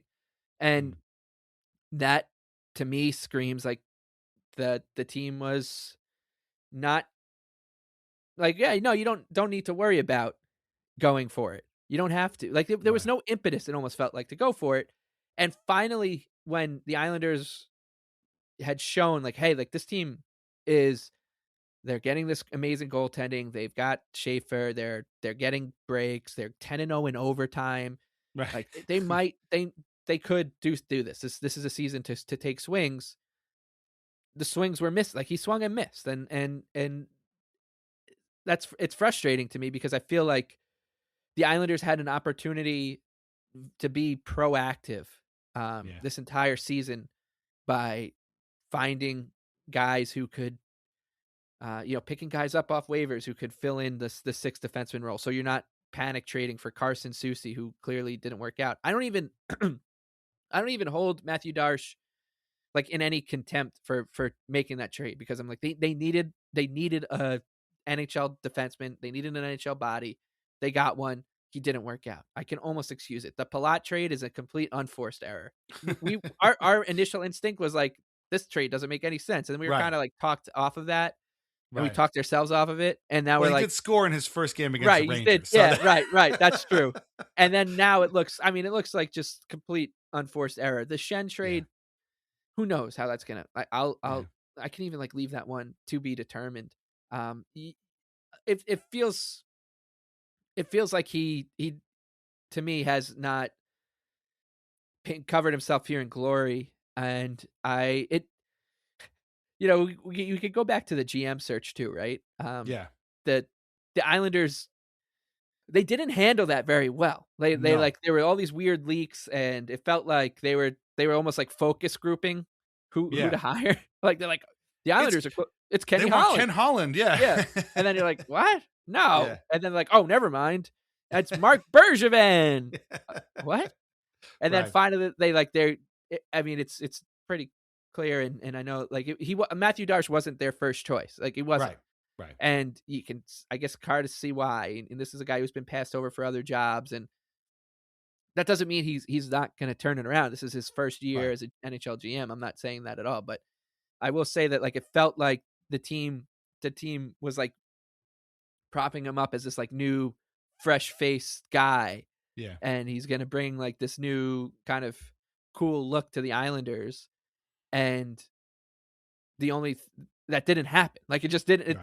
They put that cart before the horse. They're like, we got this guy, Matthew Darsh. You're gonna love him. And like, okay, they got to win games. And for a little while they were doing it, but it was mostly on the back of great goaltending and Schaefer and Horvat and Barzal, and it wasn't on the back of like him signing Jonathan Drouin or whatever. So I don't know. It's 1 year in, so doesn't matter what I think at all. But I think at this point, I'm not going to say I'm like confident that he's the guy that's going to be able to navigate what is a little bit of a messy situation now. Oh, definitely. It certainly seems very messy.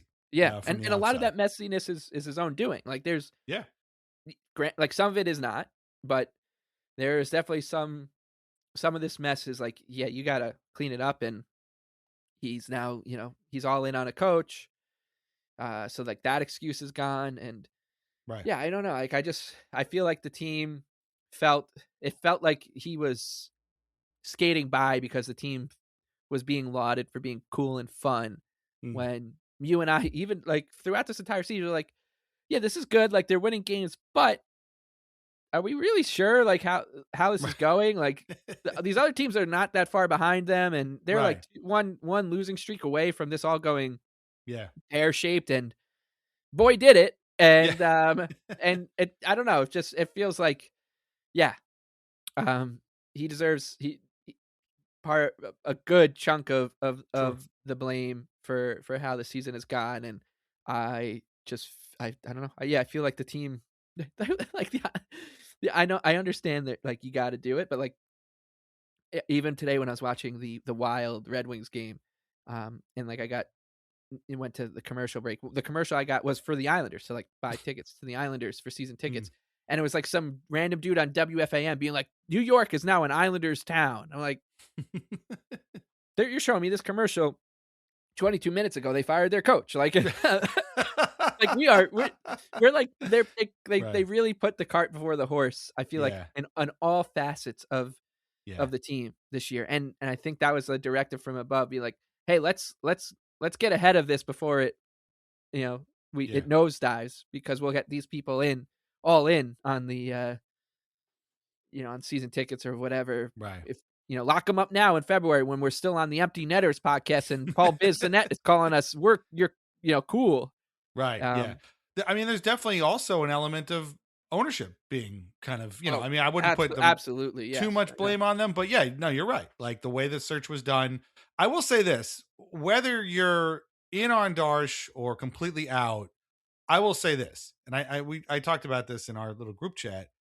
I have never seen a general manager get less of a honeymoon period than Matthew Darsh. like it seemed like people were like, this guy sucks before he even did anything. And you brought up a good point. Like it was the search. The search looked like a complete clown show or gong show for our Canadian friends. And it sort of rubbed off on him. And then the first thing he does is he signs 30 whatever year old Kyle Palmieri to a 2-year extension, a deal that we all pretty much know was in Lou Lamoriello's drawer before Darsh even got the job, and it immediately soured people.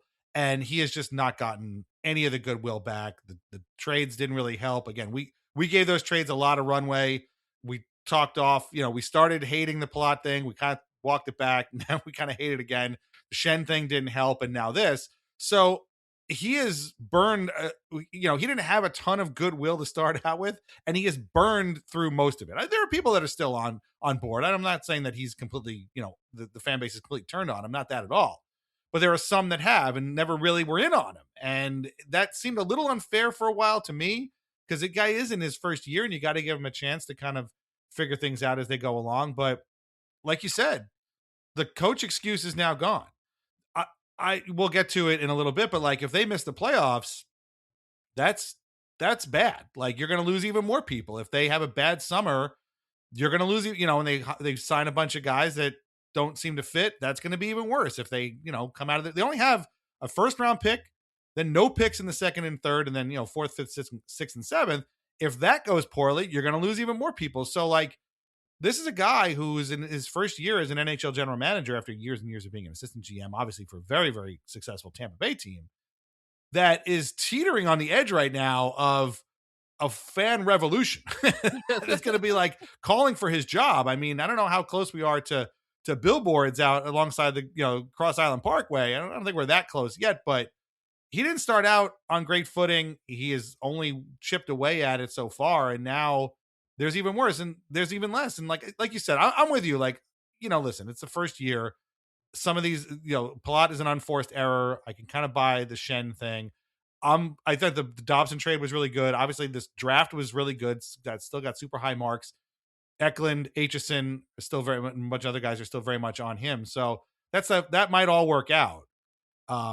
There's a good point. Again, I was listening to the 32 Thoughts podcast, and they made the great point that before last year, when they went to the World Series, nobody thought that the Blue Jays brain trust was really that great.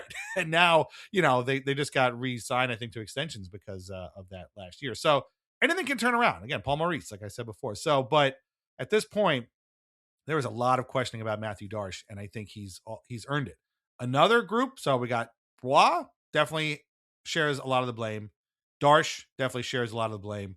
Ownership definitely shares some of the blame. I'm going to throw another one. I said 4 before. Actually, it should be really 5. I'm going to talk about the pro scouts for a second. Like, these, it's not like Darsh walks into a room and is like, I'm bringing in Carson Soucy. Like he's like, slamming his foot on the table, his shoe on the table. That's not how it works. Like the pro scouts tell him, yeah, I think this guy's pretty good. I think he'll help us. And he acts on it. And, it goes on their recommendation. Hasn't really worked out. I'm looking at a Penguins team that's playing Yegor Chenikov and Elmer Soderblom that they picked up for like literally nothing this season. And those guys are having good seasons because they're in roles and know what to do out there, because Dan Muse is probably going to win Coach of the Year. Like, I feel like this team is just not finding these sort of diamonds in the rough that could be very helpful. Not that he's a diamond in the rough, but I'm going to give you a hypothetical here. Instead of trading a first-round pick for Braden Shen, let's just call it that for what it is right now, would you have rather sent that first-round pick to the Leafs for Bobby McMahon, who is a UFA at the end of the year, but has been lighting it up for Seattle because he's a darn good player? Like, on one hand, you're losing the certainty of having him back next year, but on the other hand, he's younger, he's faster, seems to be a little bit hungrier, and might actually help the Islanders, whereas Shen has been okay, as my friend Ian called him on his great newsletter, empty calorie. What do you think about that hypothetical right there? Yeah, I think so. I think it's a great point. Especially because it like shows like, yeah, well, we're going to get this guy and we believe in ourselves to get him to sign here too. And the fit with Shen was always just bizarre too. Right. You're just gonna get like that's the other thing about Darsh too, to bring it back to him for a second. Sorry, is like we were sold. We're not going to sign guys, like we're going to be careful with term. We're going to be careful with like age, and we're going to be a young speed. We want to get younger and faster. And I know they've said this, like Lewis said it too, and for Everybody years. says that. Yeah, it's just never happened. But it's just hilarious that at the trade deadline, there are 3 trades they made where 3 guys with 0 foot speed who are all on the wrong side of the mountain in terms of age, and certainly aren't getting faster. And so I get it, and Matt Strauss brought up another good point too, which is that this team didn't. The only call ups that this team made from the AHL this year in terms of forwards were Mark Gatcomb and Cal Ritchie. Yeah. And Cal Ritchie played 3 games in Bridgeport. And I think Gatcomb was essentially like, hey man, like we just don't have room for you after training camp. You'll be right back up. Don't worry about it. So like Adam Beckman's been playing well down there. I think, obviously Eklund now. Yeah. Yzerman has a couple of goals. Yeah. Like Liam Foudy has had a good season. There was never a situation where the Islanders were like, hey, maybe we'll like try one of these guys instead of Kyle McLean or Gatcomb or instead of trading for Andre Palat for some reason, being like, we'll give these guys. They never even really gave Siplikov a fair shake this season. I know I know he didn't look great, but I don't think anyone would look good in the way he was handled. So yeah, I think it's fair. Like in the scouting, the general manager, the owners, I think everybody here wears a lot of it. And whenever that happens, it's always the coach is the first one to go. And the players, of course, like we kind of talked about them throughout the games, but like obviously they're the blame. And yeah, they're next. Yeah. Like there's just nothing there. You could be happy that the Islanders made the change, but you can't really feel, I don't think you should be feeling good. Like, I think that this team is in like everybody's like, oh, this is just like the transition year. This is the house money year. Like this is the team next year. Like unless this guy gets creative and is able to like move 5 or 6 bodies with contracts and no movement clauses attached to them. Like this is the team next year. Like go look at their contract page. Like I know losing has consequences, and losing seasons when you don't make the playoffs always leads to change. And I'm starting to get like weird. I'm hope I'm wrong, but because like I love the guy. Like, could this be the end of like Matt Barzal's tenure here? Because like they're gonna need to do something if they're gonna miss the playoffs and need to like change the look up. They want to make we got to make the playoffs next year. Like they'll have to do something. So the Islanders they really put themselves in this mess, and they just they didn't need to do it, because you brought up the Dubas moves, and we're loath to give that guy credit, and I don't think I think it's always like a little apples and oranges when you say like, the Islanders should have got Yegor Chenikov. Yeah, they probably should have, but they kind of did that already when they got Siplikov and Shabanov, and they just didn't really work out like Chenikov. Like they anytime the Islanders made moves like that, it like just for some reason would blow up in their face. But they should have been doing that stuff anyways. Like they should have been picking up free players, guys who were, hey, can someone come in here and just try to like push their who can Vinny Heinestroza? I was torch. I was very nervous when I saw that he was on the Panthers now, because the other day when they were playing the Panthers, it's like, oh, this guy scores a goal a game against the Islanders. Right. And I was like, go get those kind of guys to come in here and push guys around and make people uncomfortable. They never did that. They went the entire season with that, or the first half of the season rotating, AHL number 6 defenseman in, and never thought like, hey, we should scoop this guy off of waivers, or make the Emil Andre trade or whatever it was, like the Igor Zamula move, or two other Penguins, Anthony Mantha and Justin Brazeau, two other guys they picked up this summer that were really good, so and it's just so like there's like even it's just frustrating, because I think that the Islanders, they probably, through goaltending and the overtime record and Schaefer, they were like gifted like 20 points. Yeah. Like so to squander a season like that is on everybody, and should make them all pretty sick. And finally, you mentioned them before, a lot of this, I would say, I don't know, my math is going to be wrong, but like, let's just say another third of this is on the players themselves. Like, we can talk about coaching, we can talk about the GM, we can talk about roster building and scouting and ownership all day long. At the end of the day, these players are too quick to revert to country club time. And I'm talking about coming out in the last month. How many times have they spotted their opponent at least 2 goals in the first period? Sometimes they've come back. Against the Panthers, they came back. Sometimes they don't. Against the Flyers, they didn't. Against the Kings, they didn't. Like, this team, I'm sorry. We can talk about being an older team, a veteran team. Then how is it that you come out flat as a pancake against a Flyers team that with a loss will be completely out of the playoff picture, and that you need those points as desperately, if not more desperately, than they do?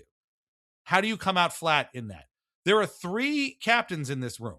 Anders Lee, the actual captain, Bo Horvat, and Braden Shen. Now, Shen is new, I get it, but he's been a captain before.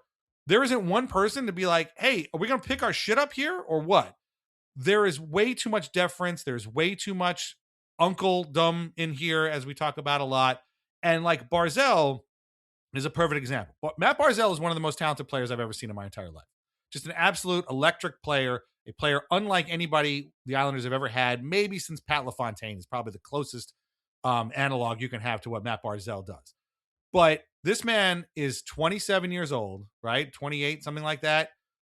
The dipsy doodle bullshit at the blue line that invariably turns into a turnover and a 2-on-1 against that is a goal for the other team should have stopped 2 years ago. This guy, we keep hearing about how he idolizes Sidney Crosby and wants to be like, the Islanders version of Crosby. You know who wouldn't do that shit? Sidney Crosby, who we fucking hate. But let's be honest, he would not do that. Like, you can't be doing that kind of stuff. And like, we give him a lot of latitude with the turnovers because of how he plays, but like, you can't do that. Art Staple has said on Hockey Night New York and other places too, Barzal is a completely unpredictable player, including for his teammates. They don't know what he's going to do. And so he ends up circling and circling and circling. They don't know where to go. And so all that circling ends up being not a goal. Sometimes it's a goal, sometimes it's not. So as great as he is, a lot of this is on him. He's had a great season too. Like, he's had the best season he's had in years, but like, you can't be doing that. He did that multiple times this week. I thought he was playing for the Hurricanes last night. I was going to text you and be like, I think Barzal's playing for Carolina tonight. That's how bad he was in both of those 2 games. He's not the only one. Anders Lee. I love Anders Lee as a person, as a player. He's great. His game should be go to the front of the net and fucking stand there until a puck comes your way and then try and tip it past the goalie. That's his game. He is trying to do way too much out there. Bro, go stand in front of the goalie. That's where you do your best work. You don't need to be in the corners, chipping stuff out, picking stuff up, trying to make cross ice passes, all this kind of stuff. Just stand there. I get that you weren't on the front of the power play for a while, because again, the coach is, I don't know where his brain was at half the time, but like, that's your game. That's what you should be doing. I don't get why these things are happening all the time. And all I can get to is that the players keep doing them because they don't want to change. or nobody's made them change. Some of this, they have to wear some of this, and you're 100% right. Wah has already paid the price. We know Darsh won't pay the price because he's new, and he's definitely paid the price in terms of like fan faith. That's 100%. The owners might pay the price because maybe some people don't renew their season ticket packages, but that's, kind of small potatoes for these guys. Maybe just get some scouts pay the price. I doubt it though, because they seem to be pretty secure as well. Some of these players might end up paying the price for being as intractable as they have been. They need to. This isn't like they're not rookies anymore. They got to play the rookie that they have, or one of them anyway. The two rookies, I should say, that they have this season have been outplaying them for most of the season because they don't have that sort of like paint on them that these other guys have. And like, again, I love Barzell. I love Lee. I love a lot of these guys here, but you just can't be doing this shit now 10, 12 years on. You can't be doing it. You have to change. You have to come out and be proactive and like, try and win these games. Try to be good. Doesn't anyone want to be great on this team? Like, I just don't understand.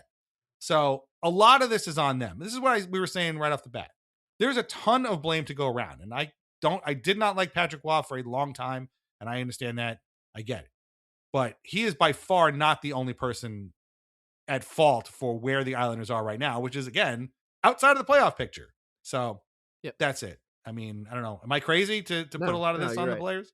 No, I think they deserve the lion's share of it. And I'll just, I'll keep it quick because you kind of nailed it. Get to yeah. And I think that the one thing that is so crazy about this group is that you watch these games and they're trying hard, but you have to like convince yourself by being like, they're professionals. Of course they're trying hard. It just these are my eyes deceiving me. But these past 4 games, it just looked like they didn't care if they won or lost. Yeah. 100%. And that's been the MO of this team for the better part of, that's the 21, 22, 22, 23, 23, 24, 25, 26 Islanders, right? Yep. Just being like, am I an idiot for thinking that this team is not trying hard? Because it looks like they're not. Like it. Yeah. There was a play you don't want to say that they are, because that implies that, I mean, I know we say we're playing like assholes, but like when we say they've been playing like assholes, we're not saying that they are assholes. We're saying they're playing like assholes. It's a difference, Yeah. If you say that they don't look like they want to win, now you're impugning their drive. Like that's Right. hard. That's harsh. Yeah. But like you're looking at it, you're like, maybe I'm, like the fact that you have to be convinced of it tells you everything you need to know. There was a play against the Flyers where Tyson Forster, skated his bag off to break up an on-man rush on the back check. I was like, damn, like I haven't seen an Islander do that in weeks. I just haven't seen an Islander like just Ryan Pulock was closing. I can't remember who it was it was when Matt Barzell was playing for the Hurricanes. He passed it to somebody, and Pulock was like the guy who was like, was it Jarvis? Seth Jarvis, yeah. One? And Pulock was basically like from the Hurricanes blue line to the Islanders zone. It looked like a 50-50 and a pretty simple, hey, you just got to like skate with this guy and be physical, and you're not going to let him get a shot off. And it was like Pulock from the first step was just like, like, what do you want me to do? Like, I'm not like what? Like, and if somebody did hustle his ass off like that, you know who it is? It's the 18-year-old kid. Yeah, it's Schaefer. That just got here. Yeah, right. It's crazy. Yeah, so the fact that you watch a game and you feel like they're not, they don't look like they're trying to win is it's pretty telling. So especially at this time of year when they're like there are teams out there that are playing out the string. The Islanders aren't one of them, and they look like they are. So I mean, the Rangers beat the Caps 8-1 tonight. Yeah, 8-1, and the Rangers season has been over for 2 months. So that's as bad as it gets for the Caps. But somebody's trying. The Rangers have 2 hat tricks in back-to-back games this weekend. So somebody's trying out there. But no, you're right. It definitely looks like they're not trying, which is not saying that they're not trying, but it looks like they're not trying. So don't put in the paper that we said they weren't trying. Okay. We are at the 1 hour, 45 minute mark here. So let's talk about the 3 games that are coming up very quickly here. This, I meant to say before, like, I know people were like, oh, how can they fire Waugh on Easter? Well, unfortunately, Easter Sunday is the first of a 4-day break for these guys. So Peter DeBoer has 3 days to practice with the Islanders, get them, into what he kind of wants them to do, and then play their final 4 games of the season, which may literally be their final 4 games this season. That starts Thursday at home. They're all at home, by the way, against the Toronto Maple Leafs. This says 6:45 start on ESPN Plus / Hulu. So condolences right off the bat there. But that's Thursday. Saturday, 1 o'clock start against the Ottawa Senators. And then Sunday, 6 o'clock start against the Montreal Canadiens. Tuesday is against the Hurricanes. We're going to park that for now. We're going to talk about that, when we come back next Sunday. If this schedule sounds familiar, it's because they literally just did this. It was a Wednesday and then a Friday, a Saturday, or whatever it was against the Leafs, Senators, and Habs. Like you said before, it's very simple. Peter DeBoer's got to win these 4 games to get this team in the playoffs, and even then, he probably won't. But which of these games to you is sort of the most fraught with danger? To me, it's the Senators.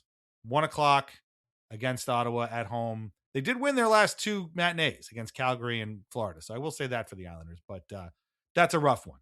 We'll see. I mean, and then at this point, the Habs have also clinched, so hopefully they're resting dudes on Sunday. But which of these games is the scariest? Maybe it's just the Leafs because they're the Leafs. No, yeah, you're right. It's obviously you need to win that Leafs game to keep the season alive, and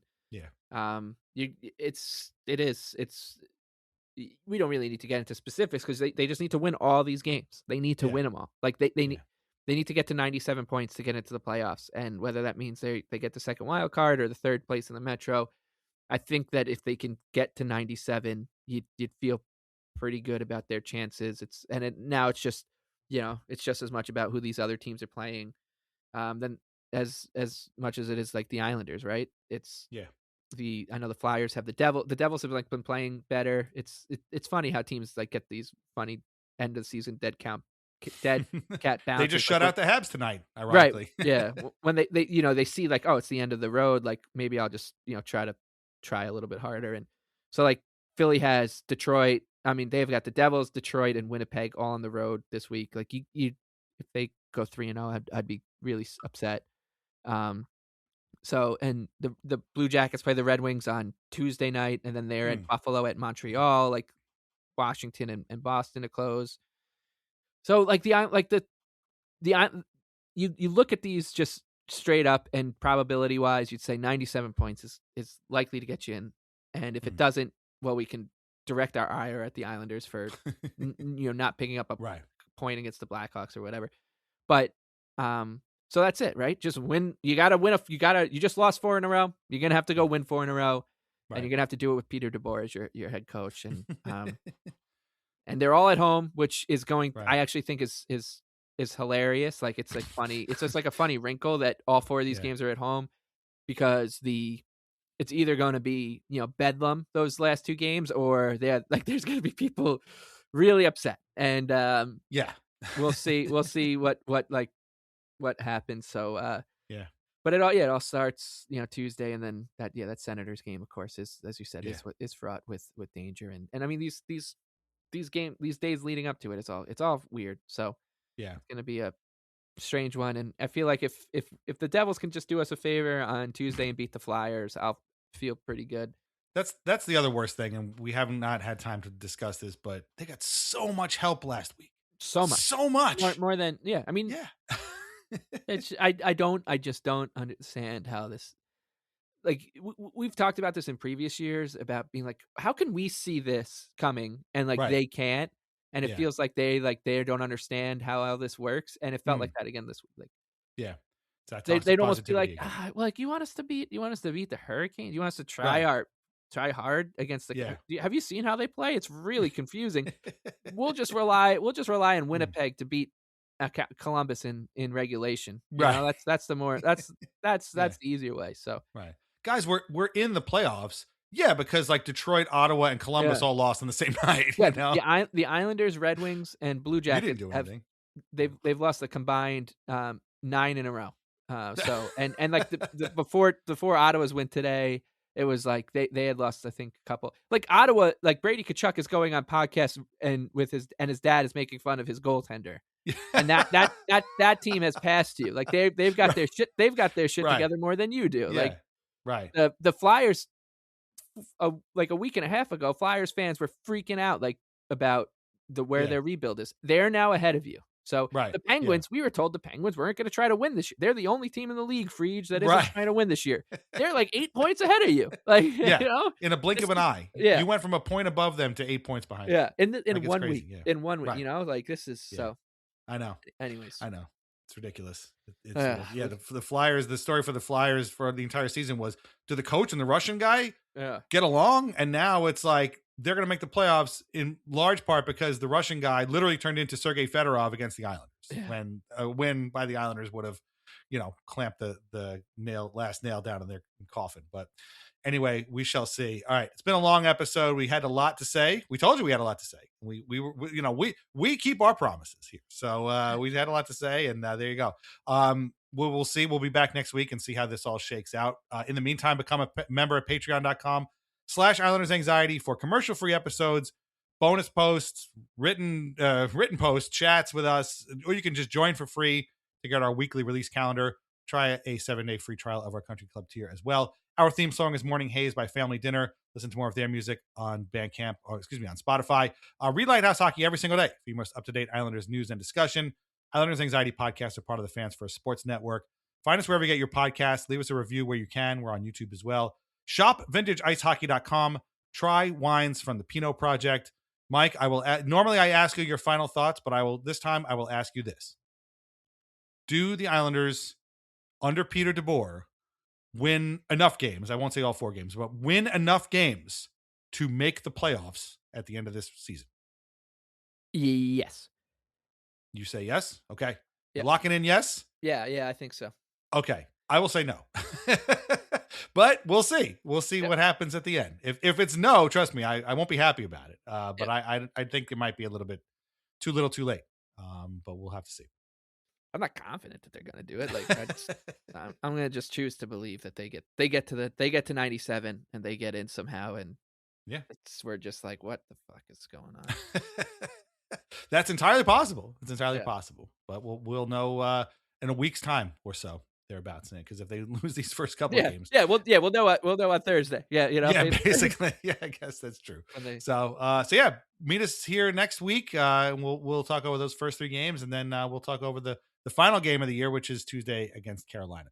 Thank you so much for listening. It was a long one.